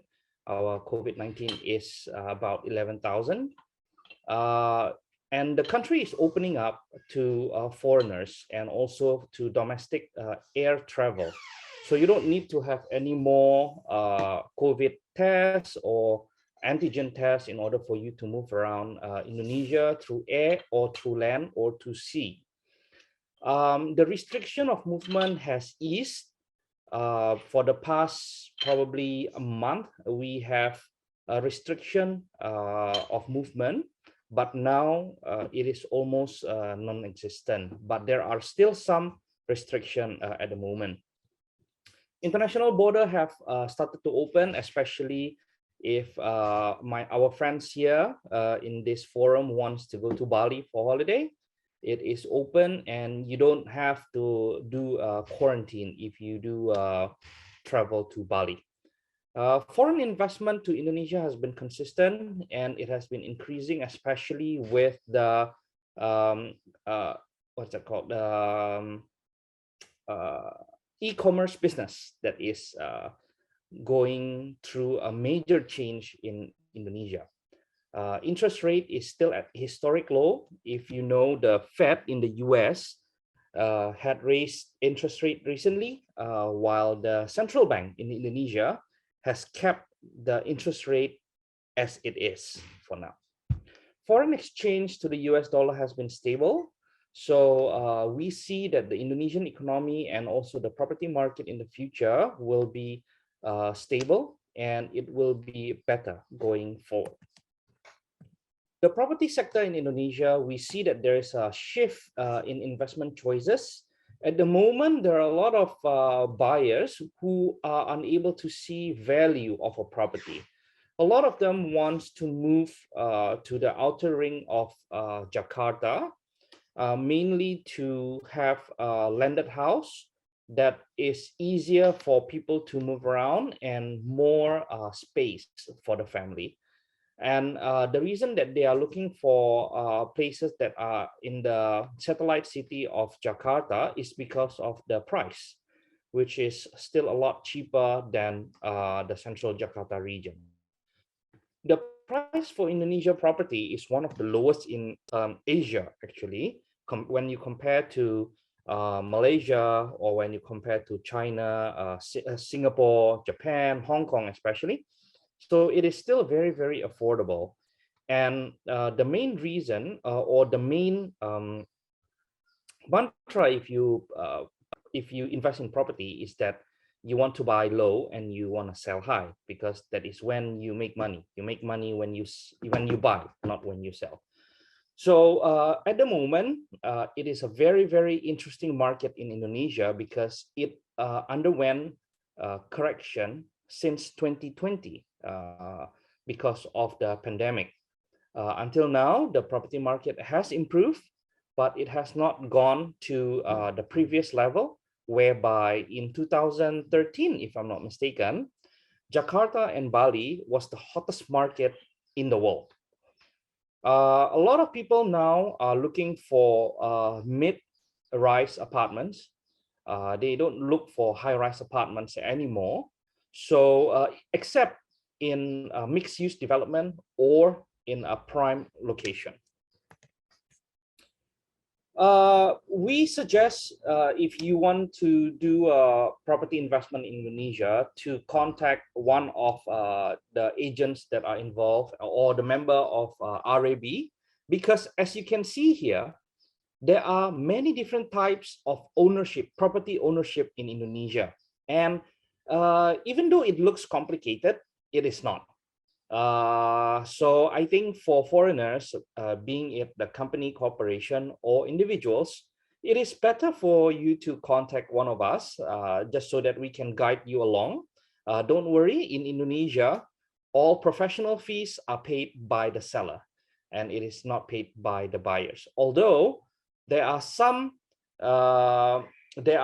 deals where the agent become the buyer's agent, and there are some small fees that the buyers or the rentals will need to pay for transactions in Indonesia. So the property sector in Indonesia, as you can see, it has bounced back since the pandemic started. for landed properties that are around 1 billion rupiah. 1 billion rupiah is about 87,000 US dollars.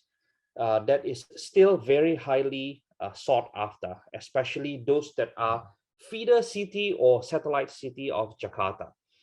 For offices, because there were many supplies of offices, it is still in correction territory at the moment, especially when people started to get used to working from home.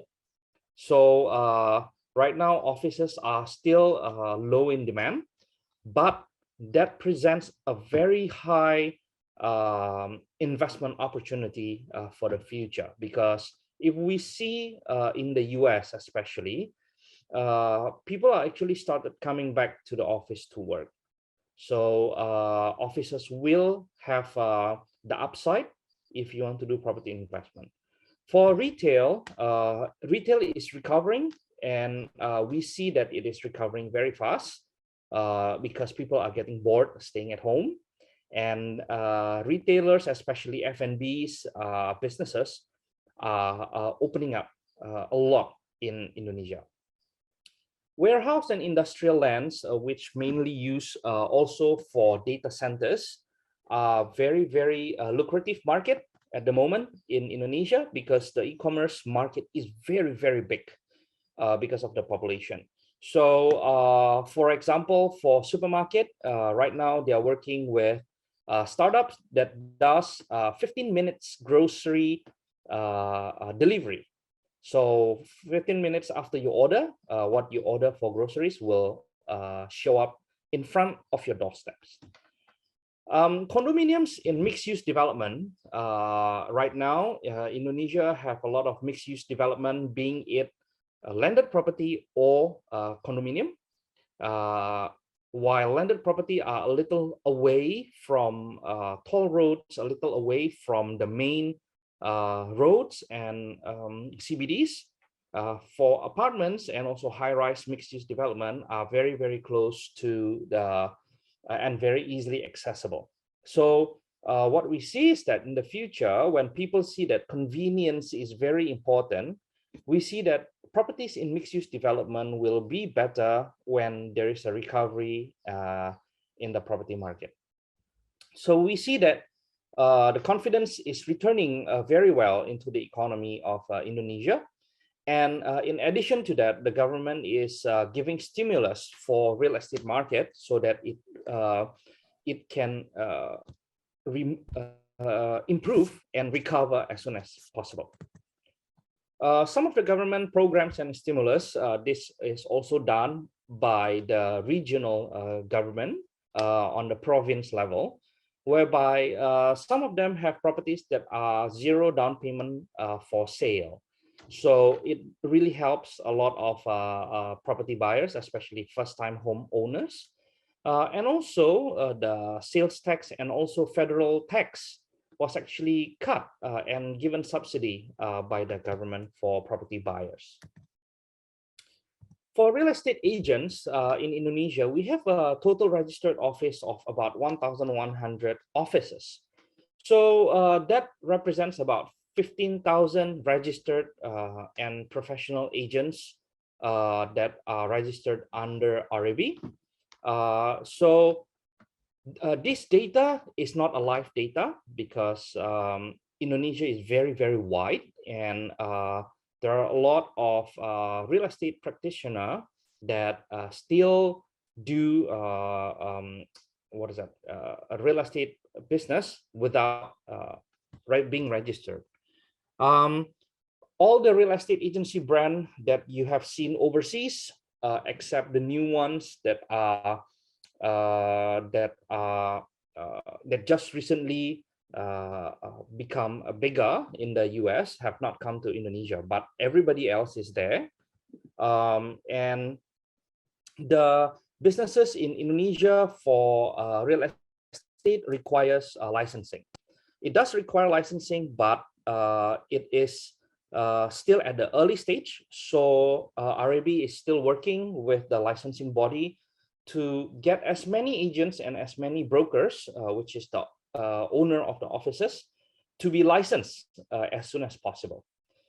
Real estate agents normally become agent as a stepping stone. When they started, they want to get into the property real estate sector. They will start off as agent because then they will have a lot of database, and also they will have a lot of exposure into the real estate market in Indonesia. So normally agents will start off as agents, and then career path in the office, they can become senior agents and eventually a director of the office that they are in. The agencies, which is the real estate the agents will become property developers. A lot of them become property developers, even though it is in the smaller scale. But eventually, real estate agency have what's that called? Have the vision to be developers. And real estate agents in Indonesia, especially RAB, is open to cooperation with everybody that are around the world. So some professional fees that I would like to share with all of you here is that the sale of properties are usually 3%. With a minimum, or there's no minimum actually, depending on the size of the transaction. Rentals can go from 5 to 8%, and some province or some cities do go up to 10% actually. Because why? Because rentals in Indonesia can, for a house that is maybe a satellite city of Jakarta, can go as low as $2,500 per year. So we have a lot of supply of real estate in Indonesia, and in some areas where there are a lot of supply or newly handover properties, the rental professional fees can go up to 10%. When there are renewals of the rental properties, we usually charge the same amount to property owners, unless there are some negotiation involved. We do provide property management also, but not that many. And the fees can range up to 20% per unit. So the real estate agency business in Indonesia, it will always evolve. But what we believe, I believe especially, the real estate agency business in Indonesia will not be replaced by computers or technology. Technology will become a tool that is essential for real estate agents, but it will not take over real estate agency in Indonesia for the short time. Maybe in 30, 40 years, it may, but not at the moment. During recessions, such as during 1998, such as during the pandemic, the business actually thrives because a lot of people want to move, people want to have bigger properties, people want to sell properties at distressed price.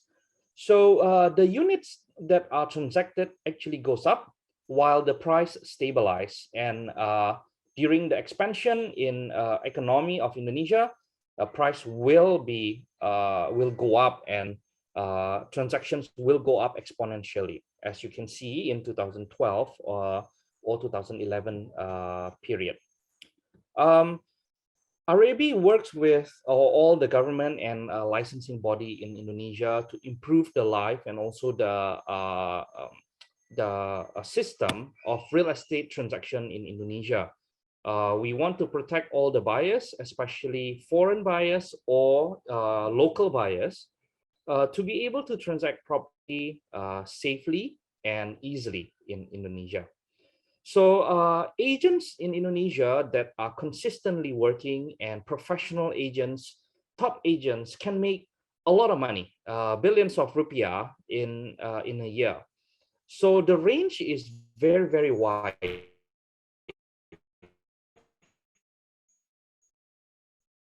Ranging from, or maybe the agents that are part-time agents and really just doing this for fun, maybe can earn 15,000 US a year, depending on what is it that you do. So it is a very, very wide range that I can't really tell you what the correct number is. So that comes to an end of my presentation today. If anybody, any one of you or your clients have any properties, in Indonesia, or you want to buy properties in Indonesia, I will be glad to point you to the right direction, or you can contact me via Instagram or the email I have on the screen. Thank you very much, and thank you for having me. I hope you learned something about the Indonesian real estate market today. Thank you. Terima kasih. Thank you very much.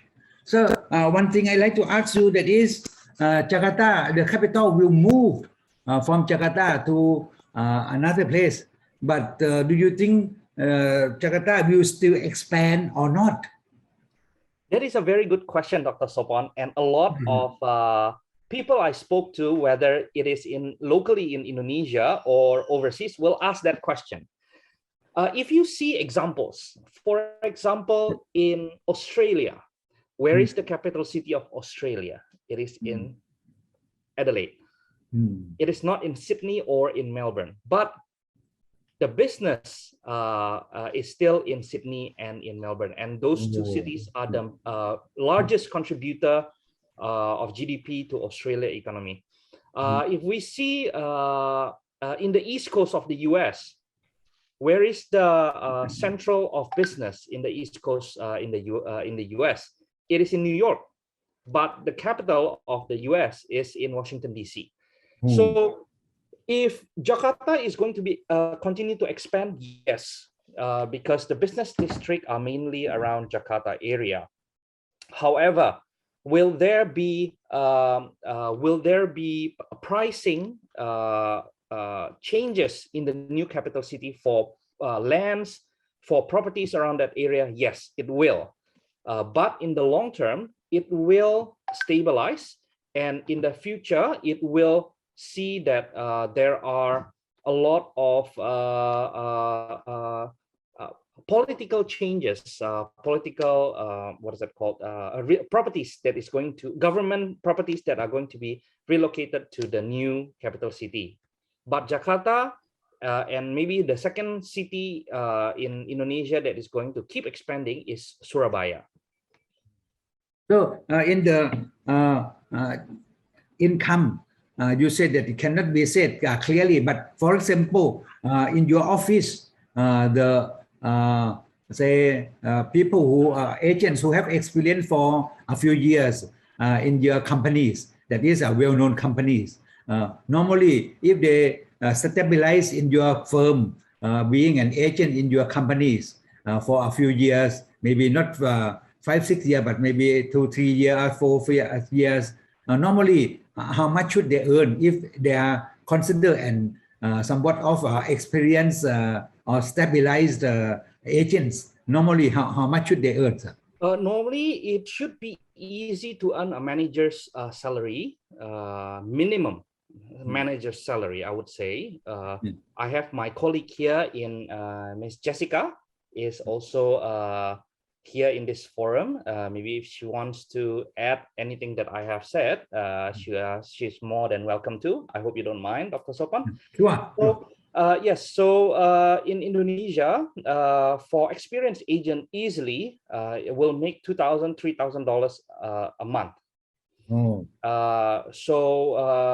That requires constant work, of course, and it is not, just a part-time agent. It should be what's that called? It should be a professional agent. Just to let you know, our minimum salary in Indonesia is about $375 US dollars per month. Oh, yes. Wow! That is maybe more than 5 times higher than the minimum wage. Yes. Oh, great! Yes. I should move to Indonesia. Yes.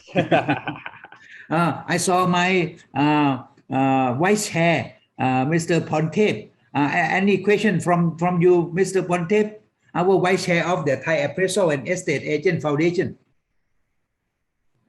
Dr. Sapon, can I say something? Yes, please. Okay. Maybe Professor hold for a while. Dr. Kim Hyang, what do you want to say?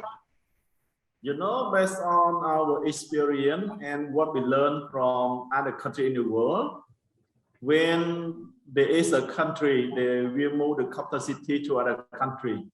And as a real estate investor or developer, we always have a question: where should we invest or develop in the current capital city or the new capital city? This is a question that people ask. But what we can compare and easy for everyone to understand. No country they want to move the capital, or no country they want to have second capital city. But the reason they move because of population and something else. So if anyone want to invest, should we invest in the current capacity or the new one? It's like easily understand. The current capital city is like a lady at the age of 30 or 35 years old. And the new capital city is like a young girl at the age of 15 or 16 years old. So the first upon, would you like a lady at 30 to 35 years old or a younger at the age of 15 or 16 years old? That's the question, and we have to answer by our own. Yeah, that will be put me in jail. Put me in jail if I choose a young one. No, it means just a competition. If you need to develop, if you need to buy land and you build a high-rise project, we have to build in the current capital city. Because the capital city, they already have the infrastructure, the population, the economy, and everything they have. But for the new capital city, it takes time. It takes 3 years, 5 years. In Cambodia, if we need to buy land for long term, we buy in a new area. Let's say like the new capital city, we need to buy land there to keep for 5 to 10 years. We will buy in the new capital city. But if we buy and build, we build in the current one. I see. So still make girlfriend with the girl at 16 years old, but make sure you can get married within 5 or 10 years. I see. I'm not sure if am I right or wrong, Java, my friend. Okay, so let my vice chair say something. Kun Paul, Mr. Pontep Sinarela, what is your comment, sir? สวัสดีครับ A very interesting, very informative talk by Dr. Kim and Jaya. Jaya, you mentioned the Australia capital is Adelaide. Is it not Canberra? I'm so sorry. It is Canberra. My apologies. It is Canberra. I don't know why Adelaide come out from my head. I thought Australia following the footsteps of Indonesia, moving the capital. I am so sorry. Because what is it called? I remember the best university in Australia is ACT. So it come out from my head, Adelaide. So sorry, it's Canberra. You are right. Yeah, Mr. Jaya graduated from Australia, right? No, I was from the US. From the US, sorry. From the US. Thailand also at one point of time came up with the idea of relocating capital, but it was very infancy idea, and it never get through. Probably Dr. Sopon can share a little more on this. Yeah, actually, the Prime Minister who want to plan to move the capital city away, now he is in Dubai. He have to move himself away already. So that will be more politics. So now I have Mr. Wong Cheng Hong here. So maybe we listen to Mr. Wong Cheng Hong, and then we come back for our discussion. Maybe you can go for some 20 minutes, and then we come back for some discussion. And so let us welcome Mr. Wong Cheng Hong, former CEO of the Singapore Estate Agent Association, and he is also practicing agents in Singapore, the capital city of agents in Asia and ASEAN. Yeah. Welcome, sir. Okay, thank you, Dr. Supon. Good afternoon, ladies and gentlemen. Thank you for giving me this opportunity to be here at this forum to share a bit about Singapore's market and as well as the Singapore real estate agencies industry. Dr. Supon, can I have your side to share the slide for me?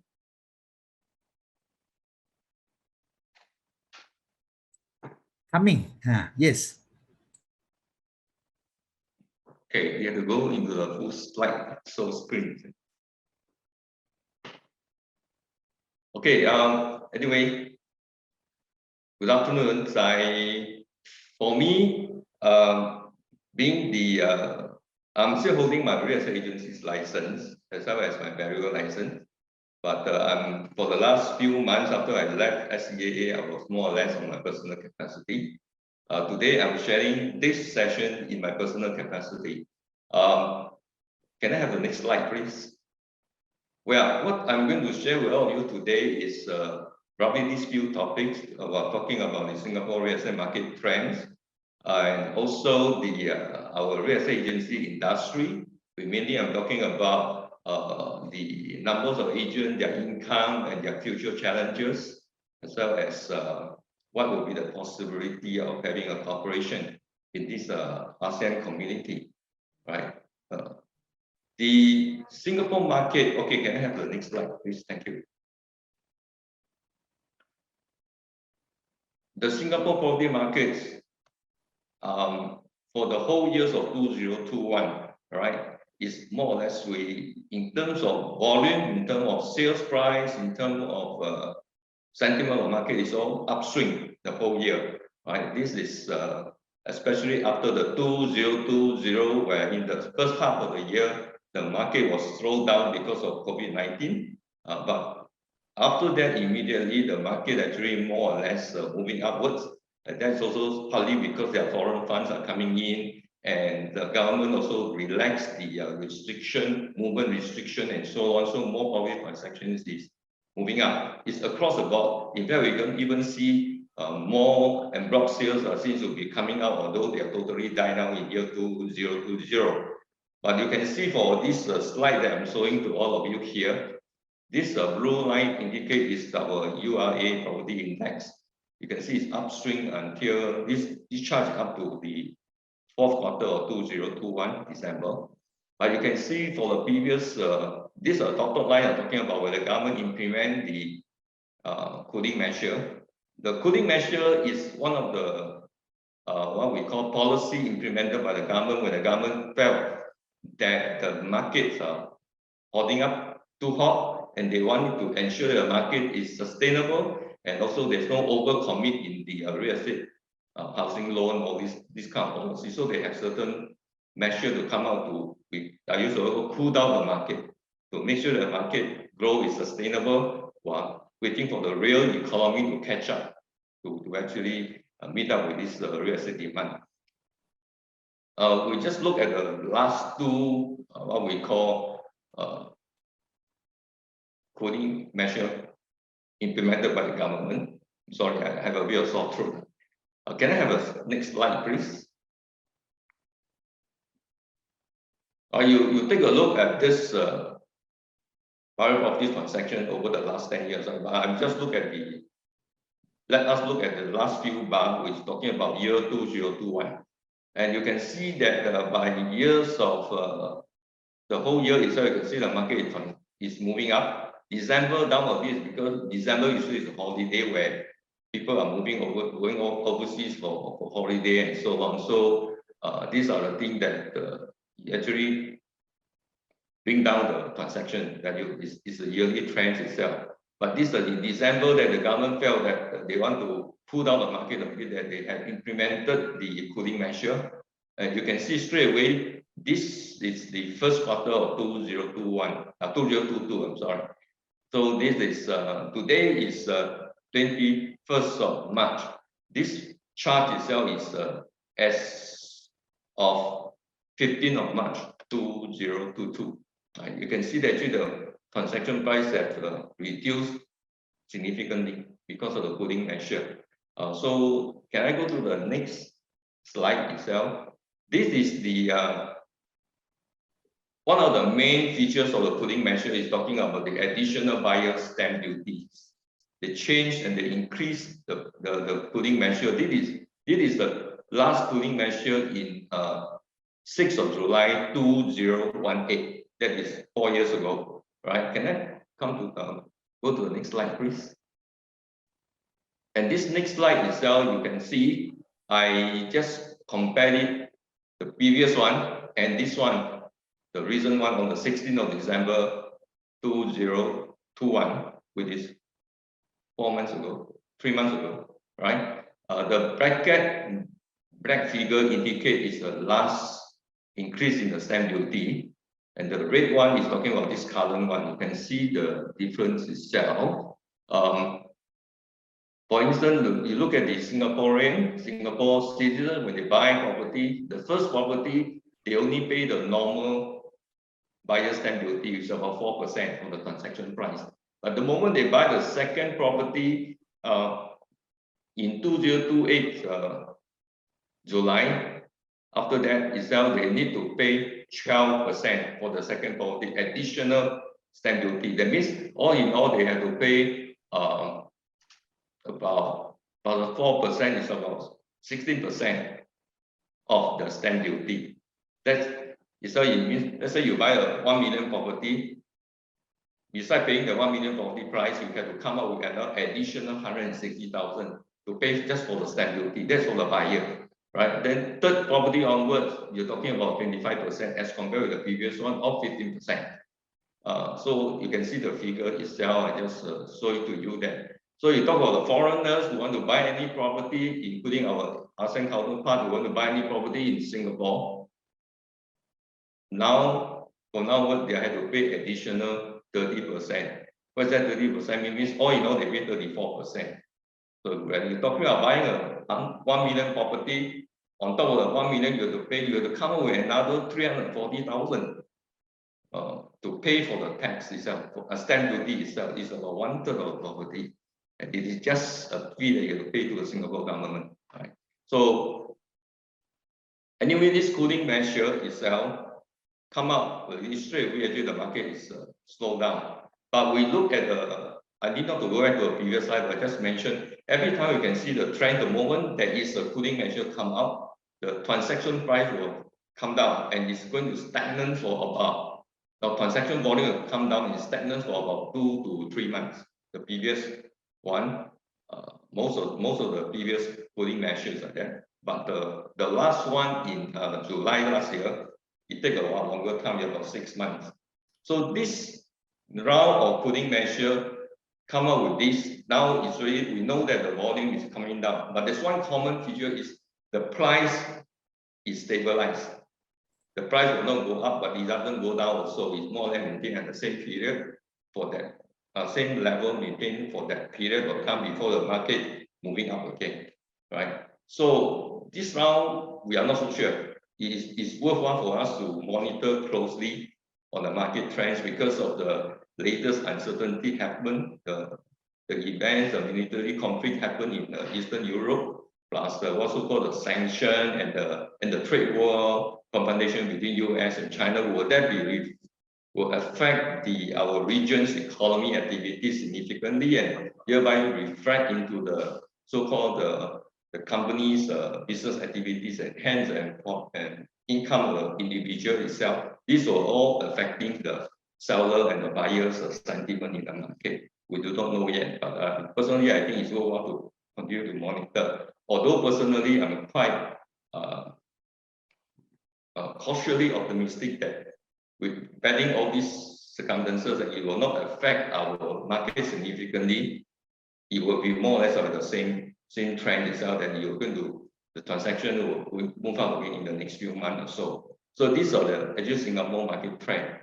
But this cooling measure we have mentioned about is only applicable to residential property, not the industrial and commercial. Industrial and commercial, we still see there's always consistent active demand for the industrial and commercial property, especially the grade A, the first class office space in the central region in Singapore, because of the big IT company and those big fintechs or whatever technology companies coming into in Singapore itself. They need what we call larger good quality office space. So this generally is the market trends itself in Singapore. But whatever we are talking about is all talking about the past event based on the data available that we analyze, and at the same time we predict based on the what we call the previous behavior of the market itself. But the first hand itself is still the person who really feel the heat of the market or the cool of the market itself is still the soldier on the ground, which is the property agents, right? So this property agent in Singapore, it is actually we have about 33,000 at the moment, but the whole real estate agency industry in Singapore is very regulated.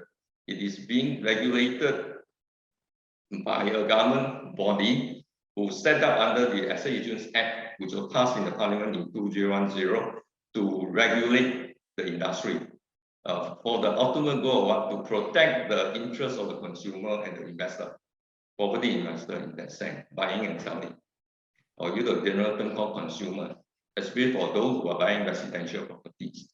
And this organization, or we call the government body, is called Council for Asset Agencies, CEA.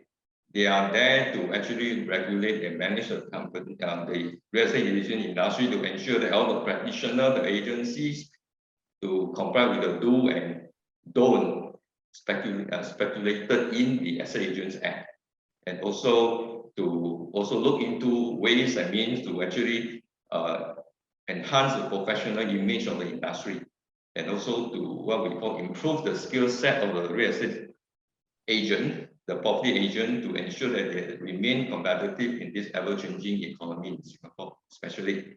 So this is the role itself for the asset agencies industry. The asset agents, what we call their role in this industry, and it's being regulated by the government body itself. Can I have the next slide, please? So in Singapore, there are two tiers of, we call it licensing. One is the KEO, called Key Executive Officer.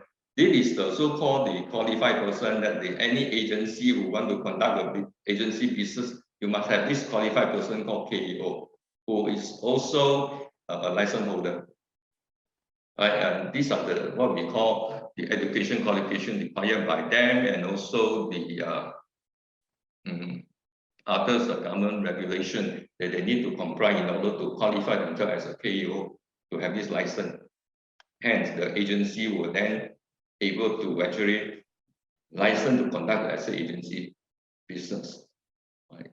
One of the criteria is that they have to pass the real estate agency's examination. I will also share with you a bit of detail later on in the subsequent slide. But there's another qualification is to be a KEO, they have to be minimum 3 years of.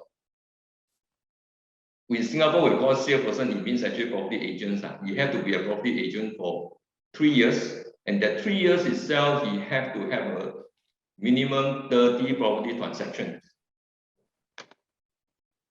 before they can actually to actually attend the course to pass the exam to become a KEO. Or they have been actually the top management people in the real estate agency industry for more than 3 years.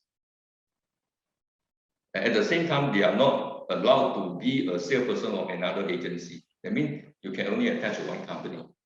That is one of the first level of this. Right? Can I go to the next slide, please?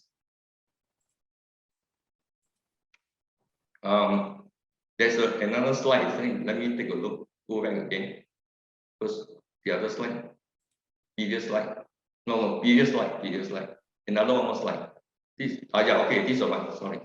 So that is for KEO. Then for salesperson is anyone who are 21 years old. He had to be 21 years old, and he had to be a Singapore citizen or Singapore PR, permanent resident, for minimum at least 10 years before they can actually practice as a real estate salesperson on top of complying with all the other qualifications. For instance, their academic qualification, they must have minimum GCO level, and also if they don't have it, they have another, we call it more or less on the job kind of education to up to a certain level 5 in order to actually qualify for this qualification to take a RES exam, real estate salesperson exam. And this attendance of this RES is compulsory. They have to attend minimum 75% of the attendance before they are allowed to registered for the examinations. All right, and this RES course is the same as REA course, will be conducted by those approved course provider granted by the government agency authority, which is CA. So it's not everyone can actually conduct these courses. It's only those approved course provider at the moment. So they have to attend this and pass this examination. And after passing this examination, they have to register as an agent or salesperson through an agency, a licensed agency. And that exam validity only for 2 years. If within 2 years, this person does not register as a salesperson, that means it's left. So if you want to come into industry, you have to retake the course again to pass the exam. So this is the Singapore regulation to govern this person who want to join as a salesperson. Right, and if you become a salesperson, KO alike also, that you want to continue to have your license, you have to renew every year. And within that period, that 1 year itself, everyone have to go through a continual professional development program. They have to clock 6 credit hours to for certain courses. So 2 are called professional. The other one is called generic. Each course is about 2 credit points, so end up with 6 credit points. They have to comply with this qualification before they can actually renew their license or the real estate salesperson's registration.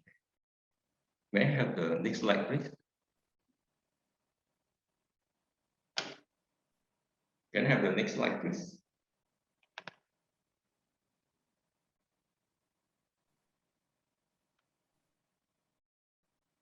Dr. Supon.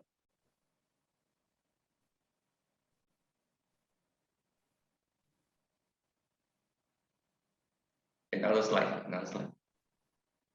Next one, please. Next one coming. Yeah.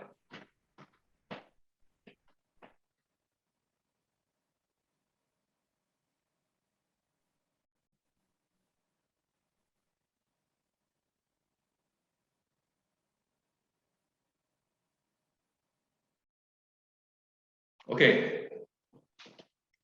Just now we mentioned about in Singapore is besides we actually comply with all these regulations, the academic qualification, pass the exam and so on. There's one more rule that fit and proper person. That means the law say that this person have to be in additional, he have to be a fit and proper person. What do you mean by fit and proper person? It means actually he doesn't have any criminal record, especially he does not have committed any offense under the Estate Agents Act, and also other say criminal offense, and also they are not under receivership, or they are not in the process of being sued to bankruptcy. So these are the regulation requirement that you have to have in order to be a so-called real estate agents in the market, right, in this industry.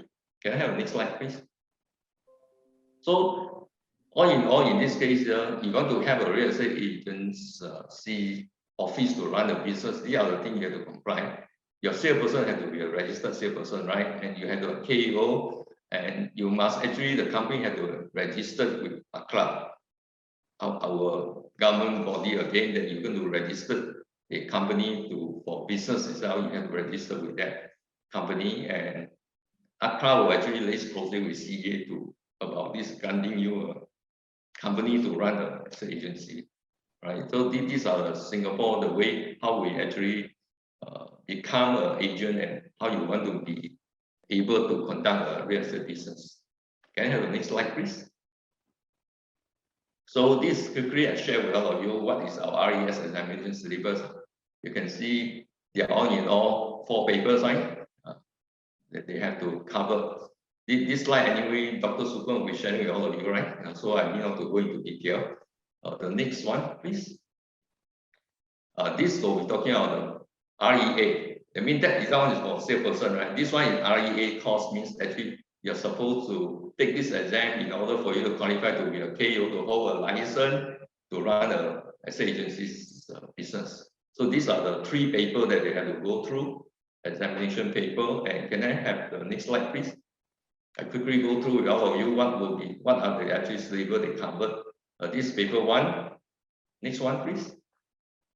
Paper 2, right? And also paper 3.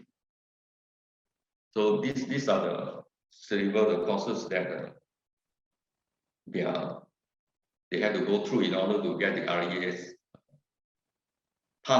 attend the RES examinations to pass the exam in order to apply to be a KEO. May I have next slide, please? So these are something very unique for our Singapore real estate industry. We have all in all 33,497 salesperson as at 15th of March. That's about a few days ago, which we compile this figure itself. You can see that from this chart itself, 84% of the salesperson in this whole industry is actually registered with the top 5 agencies, which I list down over there. It's not a secret, it's an open, available data in the government data.gov.sg website to talk about how many salesperson they have registered and so on. I just compiled the figure to let everyone of us have a clearer pictures of this. These are top 5 agencies.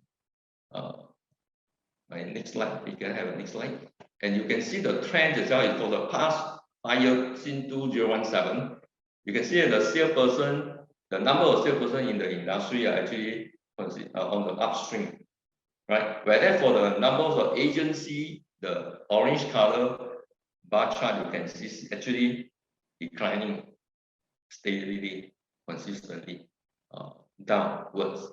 That itself is one of the very obvious trend. Is for there are many other reasons, but one of the very obvious reasons is there are more and more smaller agency. We call it OMO, one-man operation kind of agency who run the show himself as a license holder, or they only have 2 or 3 salesperson and so on. These are the agencies, quite a number of them eventually all close down their business and they join the big boy. I call the top 5 big boy. Because in Singapore, it's quite challenging to run an agency if you don't have sufficient human resources and also the financial resources muscle to actually run the operation. Because of the high compliance costs, we are having a very strict kind of AML requirement to comply with them. We have other kind of requirement also from the government agency. For instance, we are supposed to actually have certain other check on possible vice activities in the residential units and so on. So these are the issues that you need to compile the report and so on. Some of the smaller agencies may find it very difficult to maintain the kind of operation that they have to decide to stop the operation and just join the bigger agency where they have all these resources to conduct and support them on this so that they can concentrate solely on the running of their selling or listing of the properties. Right? Can I have the next slide, please? So, well, this chart itself is quite funny.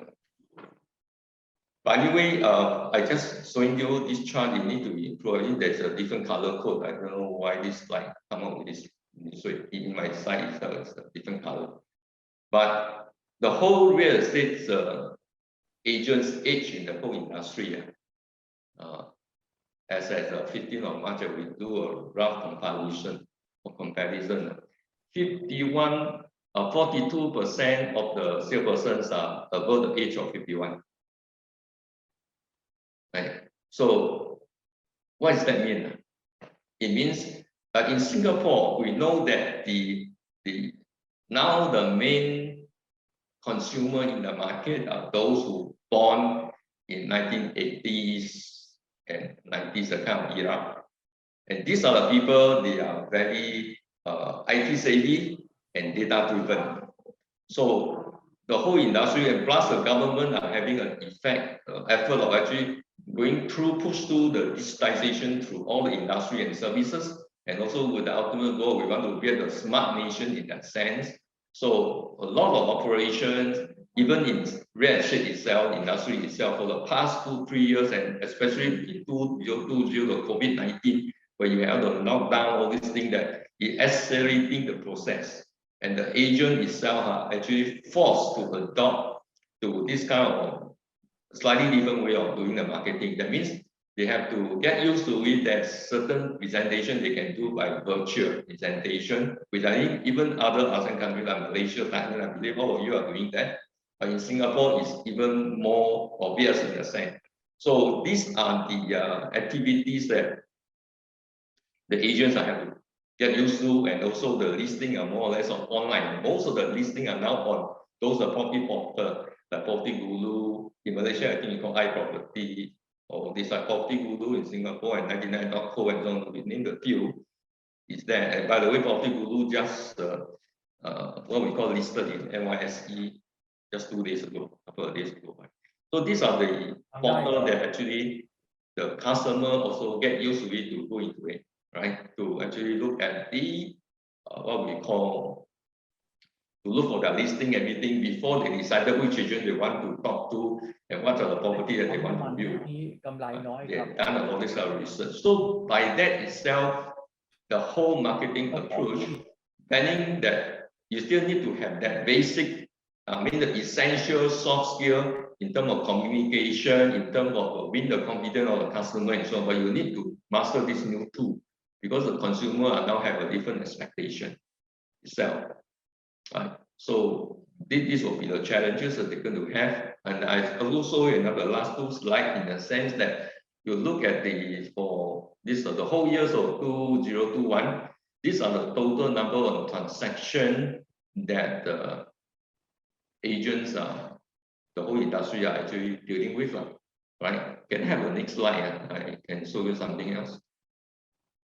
Okay. So this transaction itself will actually reflect into what is the total value of sales in this real estate industry, and therefore what is the estimated commission that is supposed to make, and that itself reflect into the total number of salespersons we have divided by 33,000. This is just a ballpark figure for reference purposes.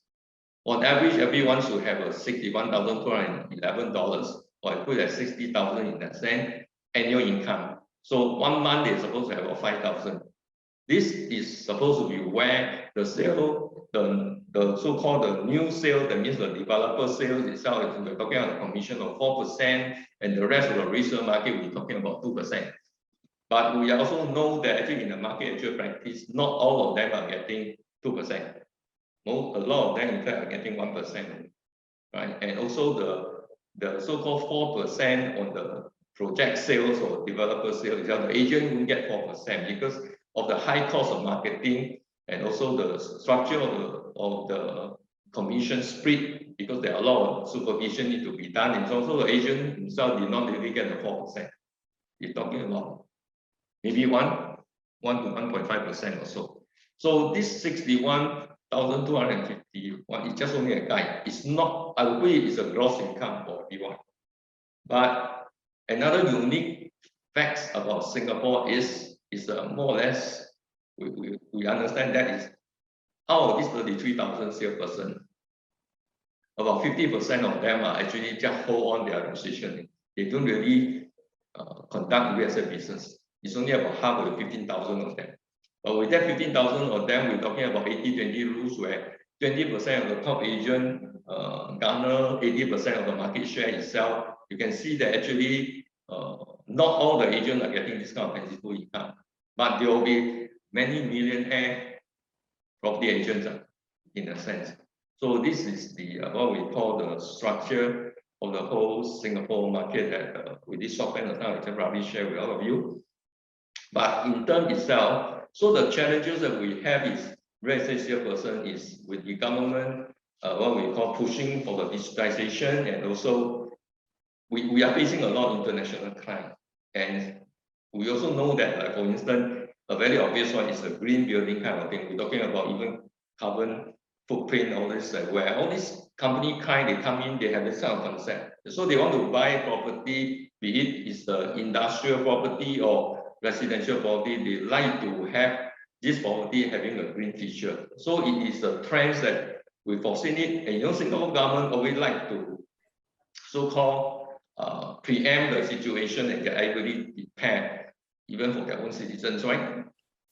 To prepare for the futures and so on. So we actually even the organization that we previously in SCAA in about year 2017, we already more or less pushed itself with the encouragement of CEA together with Singapore Green Building Council to talk about imparting the kind of green knowledge to the agents.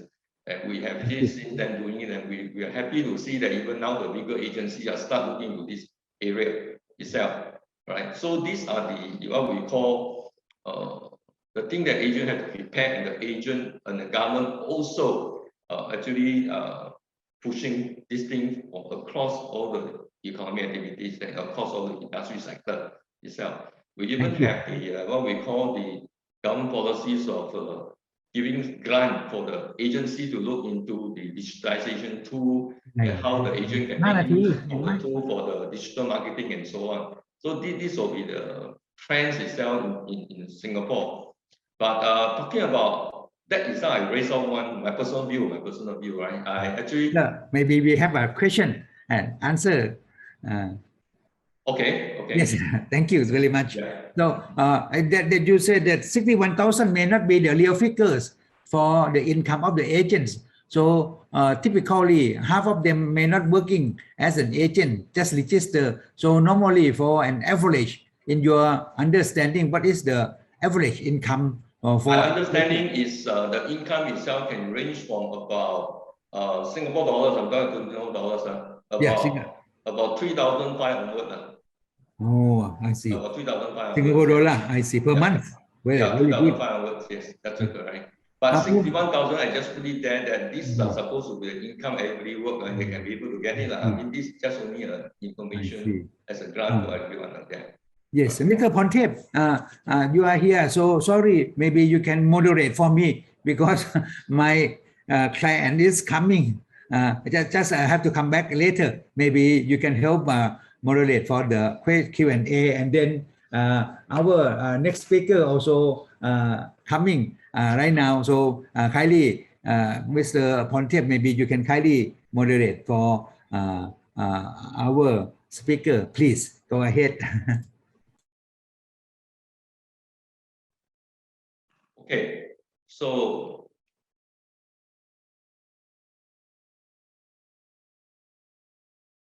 new is it? You may continue.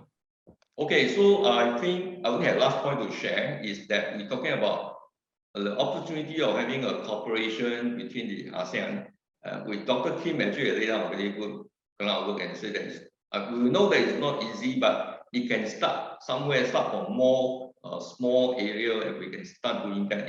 Yes, agreed that we come to a property transaction. If a Singapore buyer want to buy any property in Cambodia, you cannot use the Singapore law and the kind of exposure you have in Singapore. You have to really understand what is the Cambodia's rule and the regulation and what is the requirement you have to comply with, right? Same as if you go to Thailand and so on. So in this case, would that be actually possible that we can start to have these few countries, because we need to get everybody to have a common platform, which actually, during my time, SCAA and even Thailand, Dr. Supon, and even Rasmin of Indonesia, and Mr. Kamantap from Myanmar, we actually have initially signed an MOU to look into having a platform to share a common information in terms of rule and regulation and the market trends, and if possible, what is the market situation in all these various countries onto a common platform that which actually Singapore, we are prepared to, with the support of our data mining company, to hold this one and operate together with all of you. I think we can start something on this itself. But I'm just one of the idea, and longer with the SCA also probably. If you all have really interested with Dr. Supon and so on, maybe I can bring it back to SCA and we can see how we can start about this. That is only my wish. Yeah, personal wish. That's all for my presentation today. Yeah. Yes, very interesting. Around 25 years ago, Singapore was almost like my second home. I travel to Singapore many times a year, every year.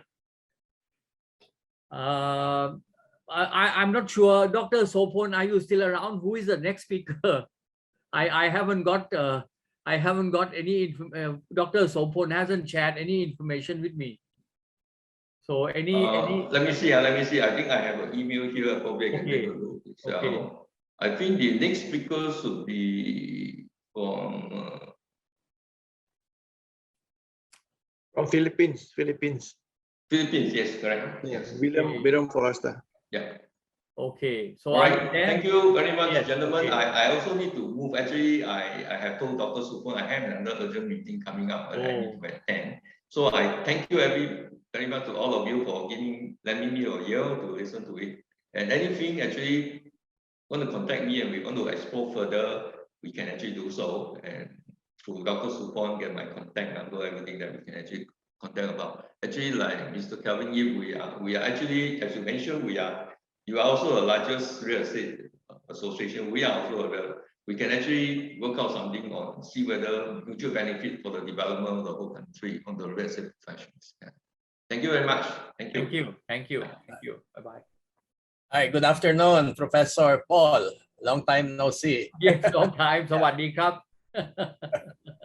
Yeah, I am happy to see you again. How about Dr. Sopon? He's not in the Dr. screen right Sopon now. maybe engaged now.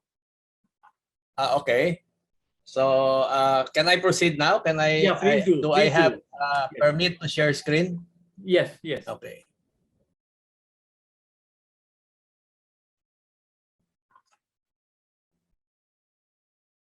Okay. Can you see my screen? Yes. Okay. Okay. So I'm going to talk about because our topic is about the future of brokerage in the ASEAN. So I'll be sharing to you. Wait for a while.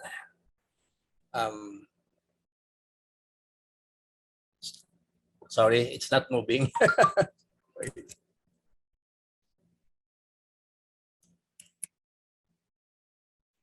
Okay. Can you see the screen now? Yes. Professor Paul. Okay. So yeah. Again, my name is first slide. I'm going back to. My name is William Lee Floresta. Okay, I am a licensed estate agent. We call here in the Philippines broker, real estate broker, a valuer, and also a consultant. Okay, so I'm now the business unit head of AssetMart.Global. It's a company that sells ROPA, real and other property acquired by the banks and the other financing institutions. So we sell foreclosed properties or acquired assets. So that is my email address. Okay, so let me share to you part of. Okay, so my reference is from Colliers. During this pandemic, because of the uncertainties, okay, it changed our lives in one way or another. So as we face year 2022, we have newfound hope. We're all set to achieve our financial goals and property investing endeavors. So the continuous COVID-19 vaccination here program in the Philippines resulted to a growing consumer and business confidence. In fact, we are right now at status level 1, meaning to say everything can be now can go to malls and other places. No? So subsequently, the Philippine real estate sector is expected to bounce back this year. Okay. So my browser is going ahead of me. Okay. Okay. So now, on the other hand, this is from Colliers, no? Advise retailers to strengthen their e-commerce presence. Why? Because technology is now the advantage as consumers have the penchant for online shopping. So mall operators should also maximize their spaces for flexible use. So for instance, they can have pop-up stores and alternative dining options or using its facilities for vaccination drives, which some of the malls is also doing. real estate service companies showed that domestic tourism could propel the recovery and the leisure sector. So particularly reopening the local attractions in the Philippines. We have this so-called revenge travel among local tourists is projected to help boost the demand for hotels here. So meanwhile, the thriving e-commerce market, logistics, and manufacturing could spur the progress of the industrial sector. Okay. So what are the trends in the Philippine real estate this year? Okay, so we can see the growth in overseas Filipino workers, or what we call OFW remittances, is likely to contribute the demand for residential properties this year. So data from our central bank or Bangko Sentral of the Philippines showed that cash remittances coursed through banks hit about 2.5 billion US dollar in November of 2021. So as a result of that, it showed an increase of over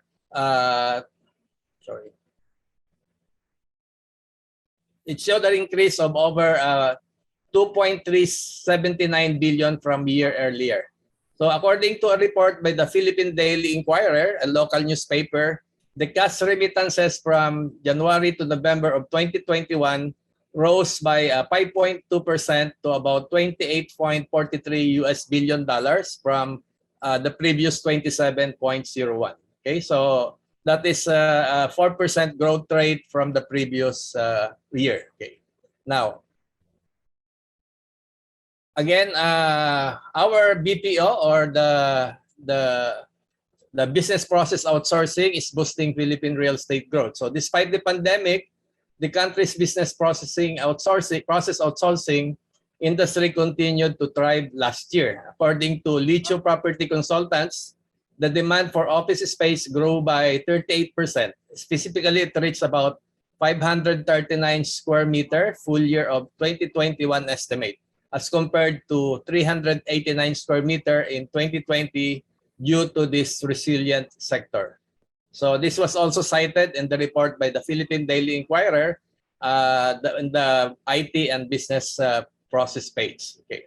So again, another factor is that potential increase in millennial buyers. So millennial, those who are born, we know that they are born sometime between 1981 and 1996, are often unfairly or stereotyped as narcissistic, lazy, and entitled people, according to some, but they are visualized as someone who has the tendency to job hop and spend their money on travels and gadgets. It seems like the coronavirus pandemic has catapulted a shift in their spending habits, driving them to home ownership instead. So majority of the buyers now, or almost about 50%, came from this sector, the millennial buyers.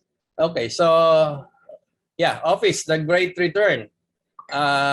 Because of the alert status level 1, some offices, even schools, are allowing face-to-face already. So in our view, any rebound in office leasing will be supported by the successful COVID inoculation program.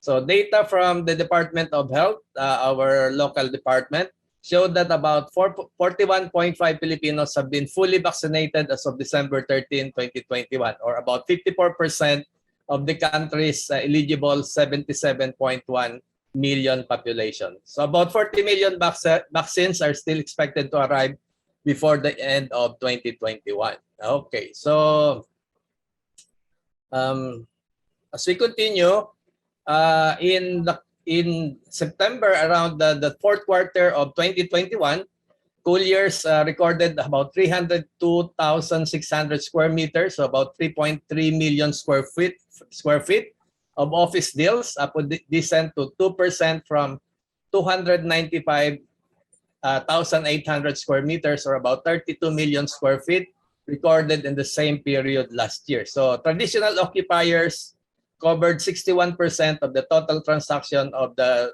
fourth quarter of 2021, followed by outsourcing firm. POGO stands for the Philippine Gaming Online. And so these are the percentage of those occupier in the Philippines. Okay. And of course, the share of each province to the total office production. We have a highest share in somewhere in Cebu, about 30%. So this is a place in the Philippines where we supposed to held our arena in 2019, but 2020, but it did not push through because of the pandemic.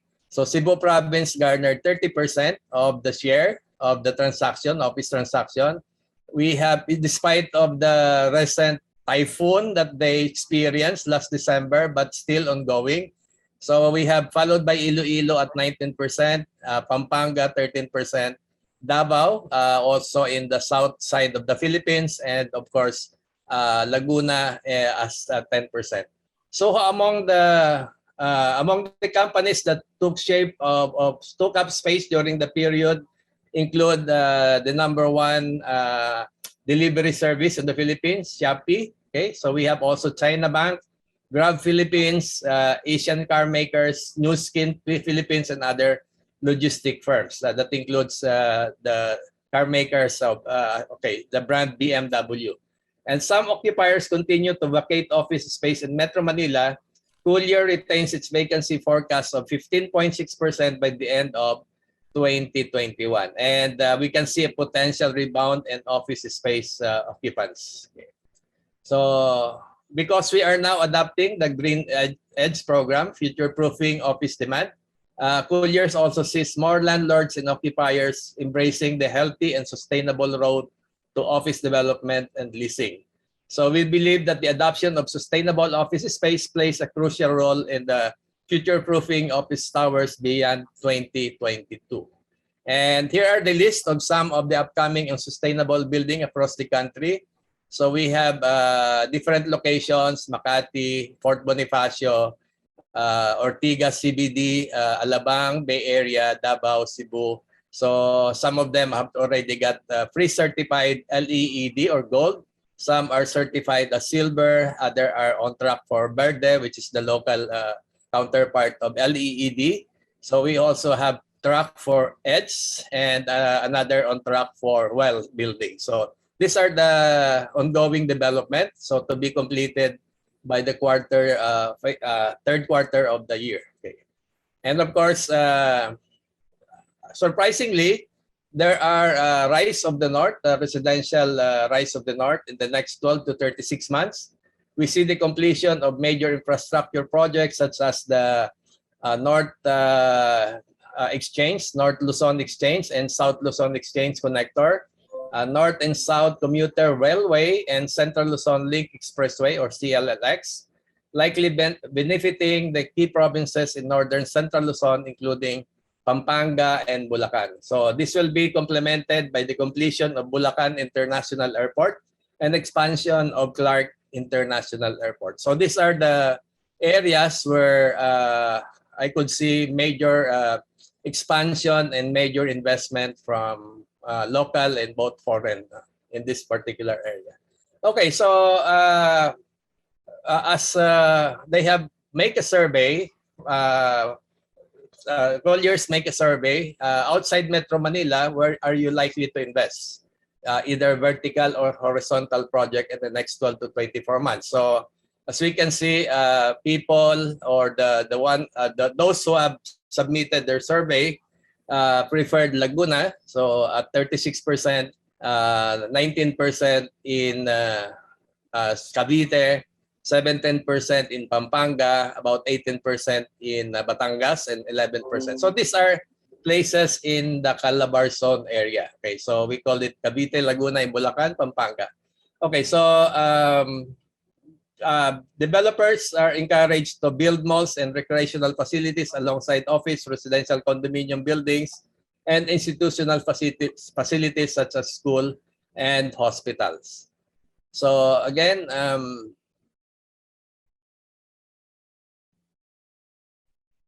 next slide. Okay. So our retail has revenge shopping and dining to spur recovery because of the alert level 1, which people are now allowed to go to shopping mall. So the Department of Trade and Industry reported that malls and restaurants are recording consumer traffic of between 50 to 80% of pre-COVID levels following the ease of the quarantine restrictions in the capital region since November 2021. So we can see retail, the retail shops or the malls can also spur recovery of our industry. Okay, so and looking at the household spending, we can see also a growth in the quarter of 2021. Metro Manila retail supply and vacancy forecast also can be seen here that it's going upwards. No? Yeah.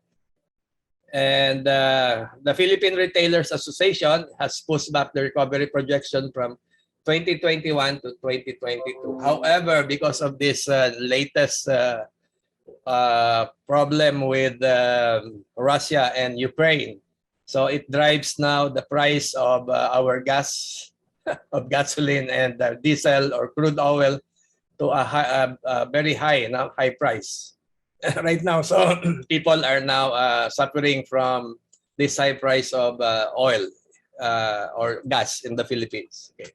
Now, I don't know in your country if that also happens. No? So again, local tourism to stoke hotel demand because these are the industry that was hardly affected. Right now, we can see hotel occupancy rate in foreign arrivals decrease in 2019. However, it starts to recover. So our share of tourism to GDP across all other Asian countries, we have a record of low, but again, our hotel occupancies has reached only about 24% in the year 2021 and due to low foreign arrivals. Okay, now there are upcoming hotels in spite of this slowdown trend. About 1,027 rooms are likely to be delivered, with the Bay Area accounting for about 81% of the new supply. So Colliers believe that delivery of new hotel rooms is likely to remain tepid up to 2022 before gradually rebounding on the year 2023. So these are the upcoming hotels. We have Hotel Okura, Pullman, Ascot, Westin, and Red Planet on Fort Bonifacio. So star classifications, we have 3-star, 4-star, and 5-star hotels upcoming. And of course, industrial, in the industrial sector, e-commerce to sustain demand because of the land lease sold and warehouse lease rate increases because of the online shopping. So our industry believes that the growth of industrial sector beyond 2021 will likely to be driven by sustained demand in e-commerce, logistics, and manufacturing across the country. So we recorded industrial vacancy in the Cavite, Laguna, Batangas, or Calaba corridor, sliding marginally to 5.6 from 5.7% in year 2020. But now it is seeing a demand, increasing in demand for warehouses in that area. So the new industrial stock upcoming in the year 2021 to year 2024, 2022 to year 2024 are the following area in North Luzon. We have Interlac, Crescendo Industrial Park, Philinvest Innovation Park, somewhere in Pampanga, Pampanga Technopark, Albiera Industrial Park, also in Cavite, and of course Batangas. So we can see a trend in the North Luzon area. Okay, so of course we could not, despite the possibility also that there are also increasing expansion somewhere in Batangas. The Lima Technology Park is also expanding, but Cavite Technopark Phase 2 and Santras Ecotown Tansa is upcoming on their Phase 2 level. So despite the amount of upcoming supply, we project vacancy rate until now to continue declining as the demand for warehouse and industrial space is likely to thrive beyond 2022. Okay, so for those who will be asking what is the best properties to invest in the Philippines, because we can foreigners can buy condominium units, of course. That is the only thing that you can buy in the Philippines. Of course, it has to be within the limit of 40% ownership. So what is good is we have this bank real and other properties acquired or foreclosed properties, which is about 25 to 50% lower or cheaper than brand new properties. So condominiums are also up for there are a lot of foreclosed properties that we are handling right now. And those who would like to know the ratio of subdivision and condominium that was approved during this last year. So here is the list of projects with license to sell already, ready for selling. So this is from the Department of Human Settlement and Urban Development, approved subdivision and condominium projects. So you can scan the QR code and it will bring you to the site where you can see the list of projects with license to sell already. Okay, so I think that is my presentation, Dr. Supon and Professor Paul. Any questions so far? Yes, thank you very much. Very informative. And with your talk, I start missing Manila now. I was in Manila, I think 1 or 2 years before the COVID. And yeah, we are supposed to have our arena in Cebu. That's right. 2020. Correct. That's right. So what is your plan for arena now? I think the leadership of Arena would still want to continue once we are already allowed to have a conference. I don't know if still Philippines would be the host country for that. Oh, okay. Maybe change to other country. Anyhow, I very much look forward to Arena. I always enjoy Arena. Very informative, very educational, and a great networking event. Bangkok was the first host of the Arena in 2016. Yeah, and of course we welcome you to the Philippines, and it's always fun in the Philippines. Right. Sure. Right. As per your slogan, it's always fun in the Philippines. Yes. That visit to Manila 1 or 2 years before COVID, I stayed for a few days at a hotel near the sea. The Bay Area, maybe the Bay Area. Yeah, I forgot the name of the hotel, and then later I moved to Dusit Makati. Dusit Makati. Maybe you're talking about Manila Hotel. Maybe I forgot the name of the first hotel. Near Luneta area. Right. Anyway, there are upcoming a lot of upcoming hotels now located in the sea area, especially in the Batangas area, the Cebu and Davao. So we have a lot of upcoming hotels and condominium projects. Okay. Right. Again, I do not have the protocol, the list of the speakers today. Who is the next speaker? I'm not sure.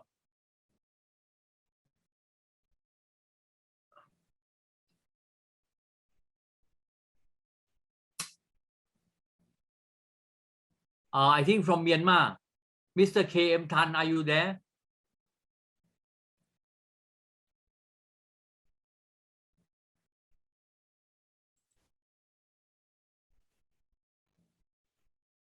Mr. K.M. Tan from Myanmar.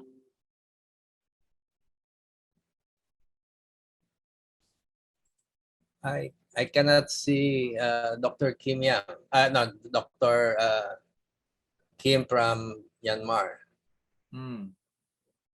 He is not in the room. Oh, not in the room. Okay. So in such case, I think it's in Bangkok time now, 4 p.m. It's about closing time. So any of our panel speakers miss anything out and would like to share anything further, welcome.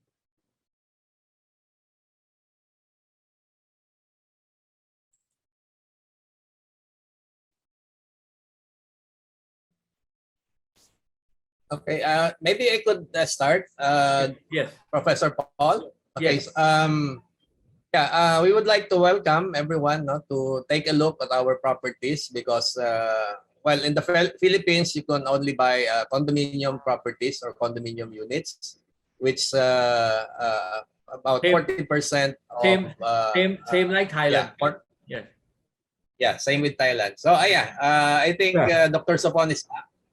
So let me ask the question about the that I ask everyone, that is so in brief, sorry I did not come. In brief, how many agents are there in Philippines? Okay. Right now we have a total of maybe around 30,000 registered salesperson. But of course, there are a lot of still practicing. We call them unofficial, or undocumented salesperson, which totals more than 30,000. So we are trying our best to educate or to welcome them in the fold of the law, which they only have to participate or to attend seminars, like a 12-unit seminar to become a licensed salesperson or accredited salesperson. And what about the... So in the Philippines, we don't license them; we just accredit them. Only the license given to the broker or the state agent. So the agent, the salesperson maybe around 30,000. Yeah, about 30,000. And for one broker, you can only accommodate or recruit 20 salesperson. We followed Singapore. We followed the Malaysia before, but I think Malaysia 15. Yeah, 15. Yeah, but we still remain at 20. And we are actually amending the law to increase the number of salesperson, because I talked to our Secretary Suma Sundran, and he told me that Malaysia have already increased to 50. Mr. Kelvin Yep is there. We have to consult Mr. Kevin Yip. And what about the income, sir? I asked everyone about the income, average income of an agent. Normally, what is surprising now, because of the pandemic, we have an increase of sales online by our OFW working anywhere in the world. So surprisingly, it had increased the sale of condominium projects, all projects for that matter. And I think we have the highest commission rate given to brokers, because we can as high as 7%. Some developers, some builders could give us as high as 7%, and a lot of incentive program. Because of this pandemic, they what they realize is that they give a longer payment period or longer payment term, like for high-rise building, 3 years to pay, or maybe 4 years to pay for the down payment, and the balance is payable through bank financing. And say mature agents, say in Malaysia, in other country, maybe around 60,000 ringgit or something. What about in the Philippines? The average income of a salesperson, how much should they earn? If you are an industrious salesperson, you could earn as a minimum of about 100,000 pesos, and as high as 1 million pesos. If you are that good, especially on social media, using social media platform, Facebook, Instagram, or LinkedIn. So majority of the millennial salesperson are doing that great. 100,000 peso per month? Yes, per month. Oh, well, I should move to the Philippines. For example, you just sell 2 million worth of property, 2 million pesos worth of property. You get an average of, say, for salesperson, 3%. That is 60,000 already. Oh, I see. Wow, your percent is quite high, 7%. Oh, very high. Yes. Yeah. So maybe you may carry stay, but now we have Mr. Hum Pan from Laos to help say something. Mr. Hum Pan, are you there? Mr. Humpan. Yes, yes. We have Yeah. okay. We have a last We one already now. have a member from Laos. Yes. So maybe before you have some further comment, Mr. William Forrester, we listen to our another young brokers from and also valuers from Laos. He is very handsome and also just married a few months ago. Yeah, welcome and your turn, Welcome, Mr. welcome, sir. Yeah, thank you, sir. Hello, Yes, I can hear you. Share the screen also. You have one as well. You share the screen, okay? Yes, yes, yes, yes.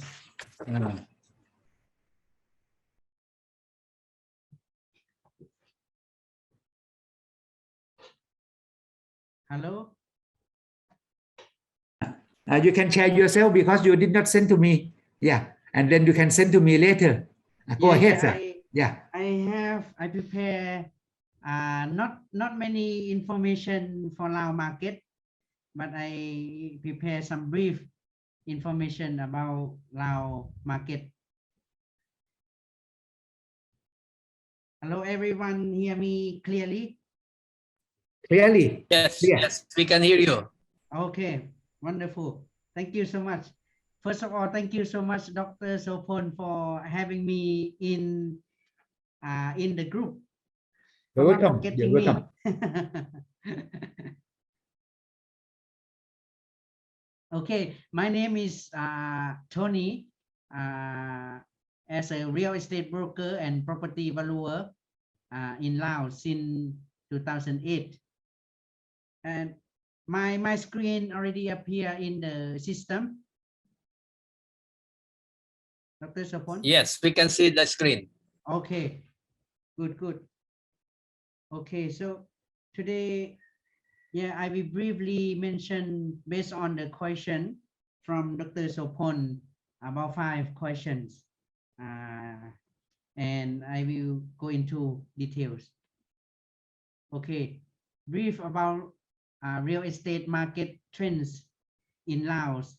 In fact, the real estate market in Laos compared to other ASEAN countries considered very new, and also just recently we have impact from the COVID-19, and just this year, I think 2022 is the market is recover a little bit for the real estate market because of the high-speed train, and also the government approved the condominium law, I think last year, and also the government tried to relax the COVID restriction. So right now, I think for the real estate market is starting to recover, and for the rental market right now, we start to have some investor who looking for office to rent, house to rent. They come as the expats in the UN or in international organization. So that's for the rental market. And then for the agriculture property, because mostly from Chinese investor, they would like to grow their crops to send to the China, I think through the high-speed train. So right now these two segment are booming here in Laos market. For the professions or the number of agents in Laos, in fact in Laos there is no restriction rule about this. Any people can be the agency. I think the registered agency is about 60 companies, but for the freelance, for the part-time broker, they are about 200 to 300 agents, but they do as the part-time freelance.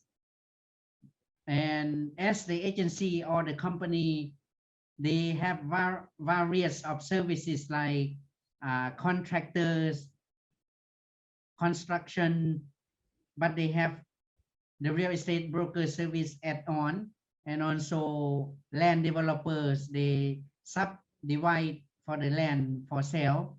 Here in Laos become booming.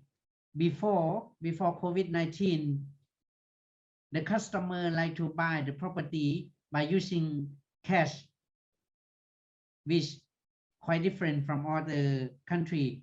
So they buy the property in cash, but recently because of the hardship of the economy and the COVID, and right now they buy by installment.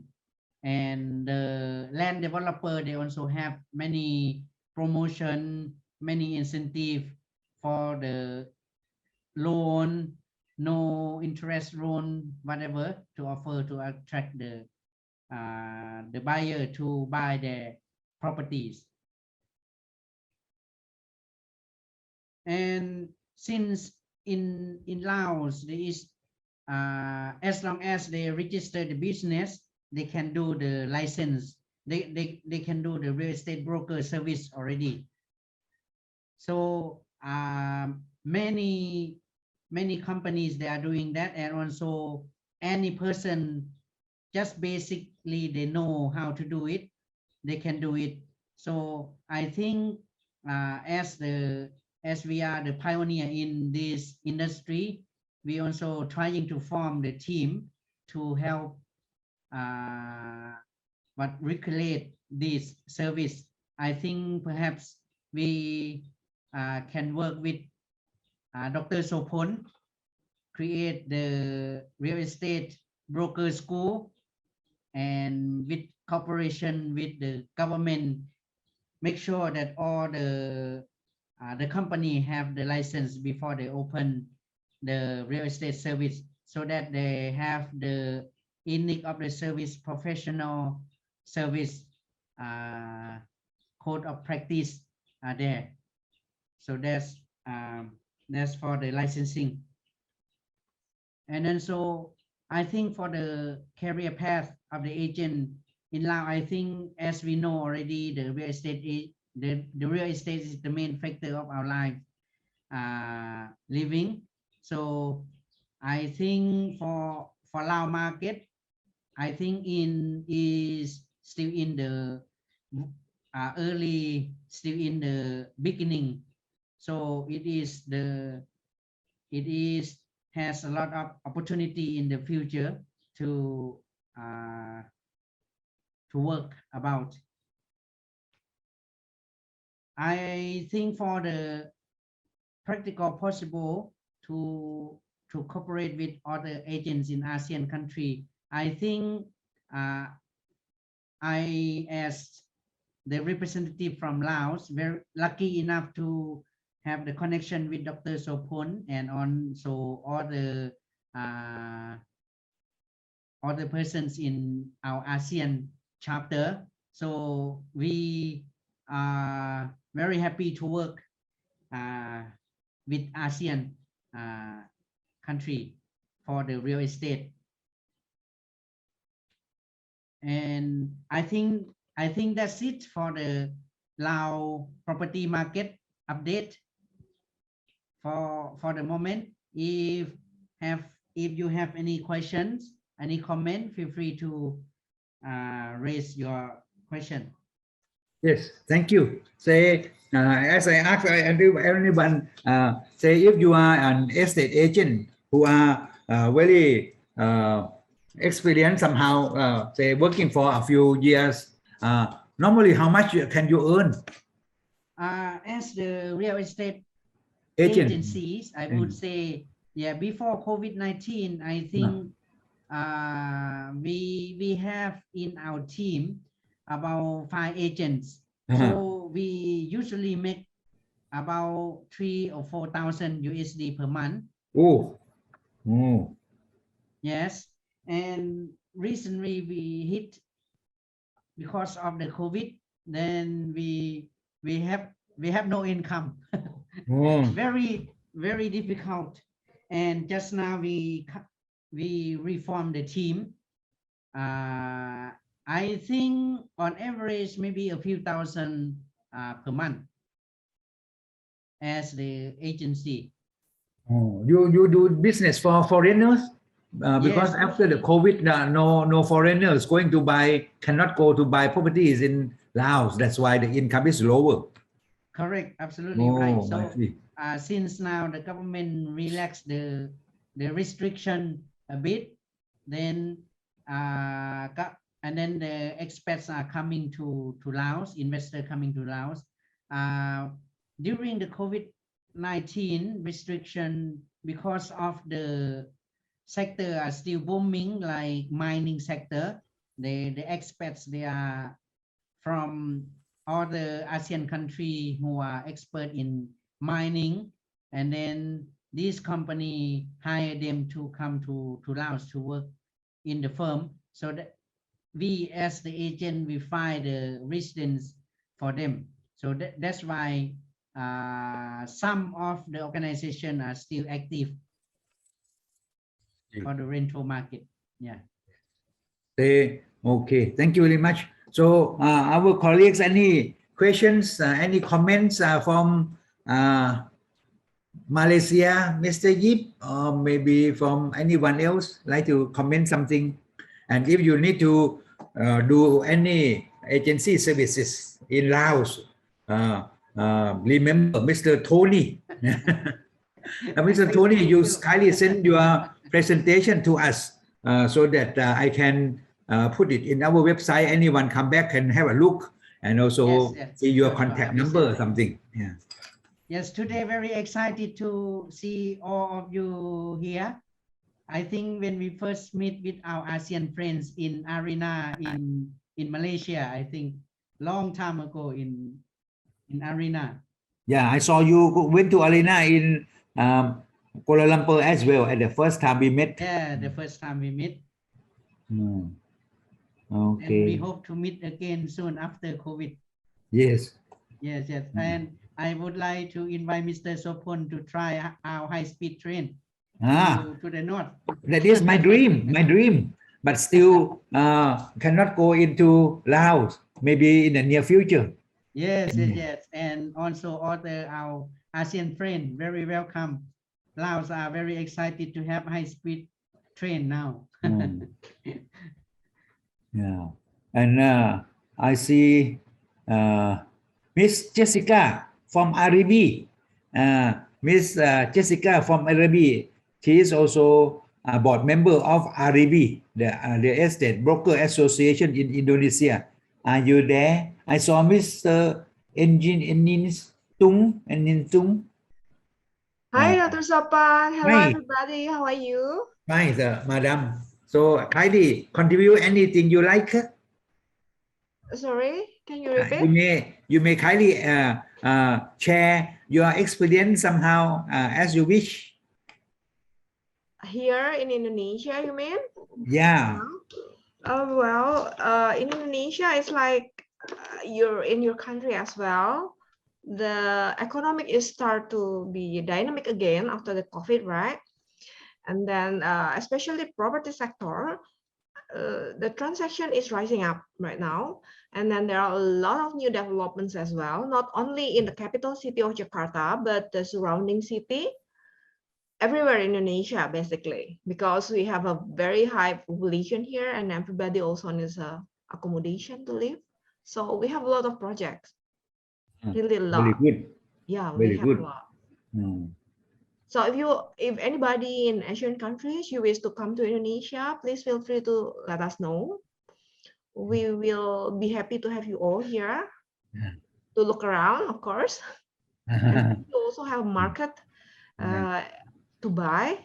We can also have a talk about that. Yes, thank you, madam. And then our associations also welcome you all here in Indonesia. One of the largest association with 15,000, maybe more for members. Exactly. The numbers is growing. Yeah, growing a lot. For your information, we have this Zoom and also Facebook Live, but this Facebook Live was started since the beginning at the board member meeting of our Thai real estate business school. So at the beginning, it is in Thai. So tomorrow we will curtail down and just only for this forum in English, we will put it again in YouTube so that you can just see this presentation from 1 o'clock to now. So that at the beginning, that is the board member meeting, that part will be cut so that it won't make you confused. So and also tomorrow we will put all the presentation from our speakers so that you can download it yourself directly as you wish. So this is some information. I saw one man called Dominic. Jasmine, where did you come from? Maybe you can give some comments, Miss Dominic Jasmine. And are you still here? And Nguyen Tung. Anyone? Mr. Lip Thanong, Mr. Priep Petu, Mr. So Mali Say, anyone? Our speaker are still here, like Dr. Kim Hyang. Any more contributions, sir? Mr. Foresta, my great president, any contribution? I'm happy to see that Lao is now progressive. Now in fact, I envy because they already have the bullet train, speed train. We still don't have here in the Philippines. No? I hope to visit your country soon. Yeah, I like to go there also. It will be a tourist spot. Yeah. Yeah. Kun Daruni and any contribution? Kun Chompunut? Kun Tiara? No. Yeah. So we must go to Vientiane, but I plan to go to Sawankhet next month, but I still don't know whether they will open next month. Otherwise, I should go to Sawankhet to do some valuation there. Okay, I can check for you. No problem. Yes, sir. And then we can meet there. Yes. Okay. So if there is no other contribution, my vice chair, my leader, my Mr. Vice Chair, Professor Pontep, maybe you can kindly close this forum, sir. Maybe you can kindly close this forum.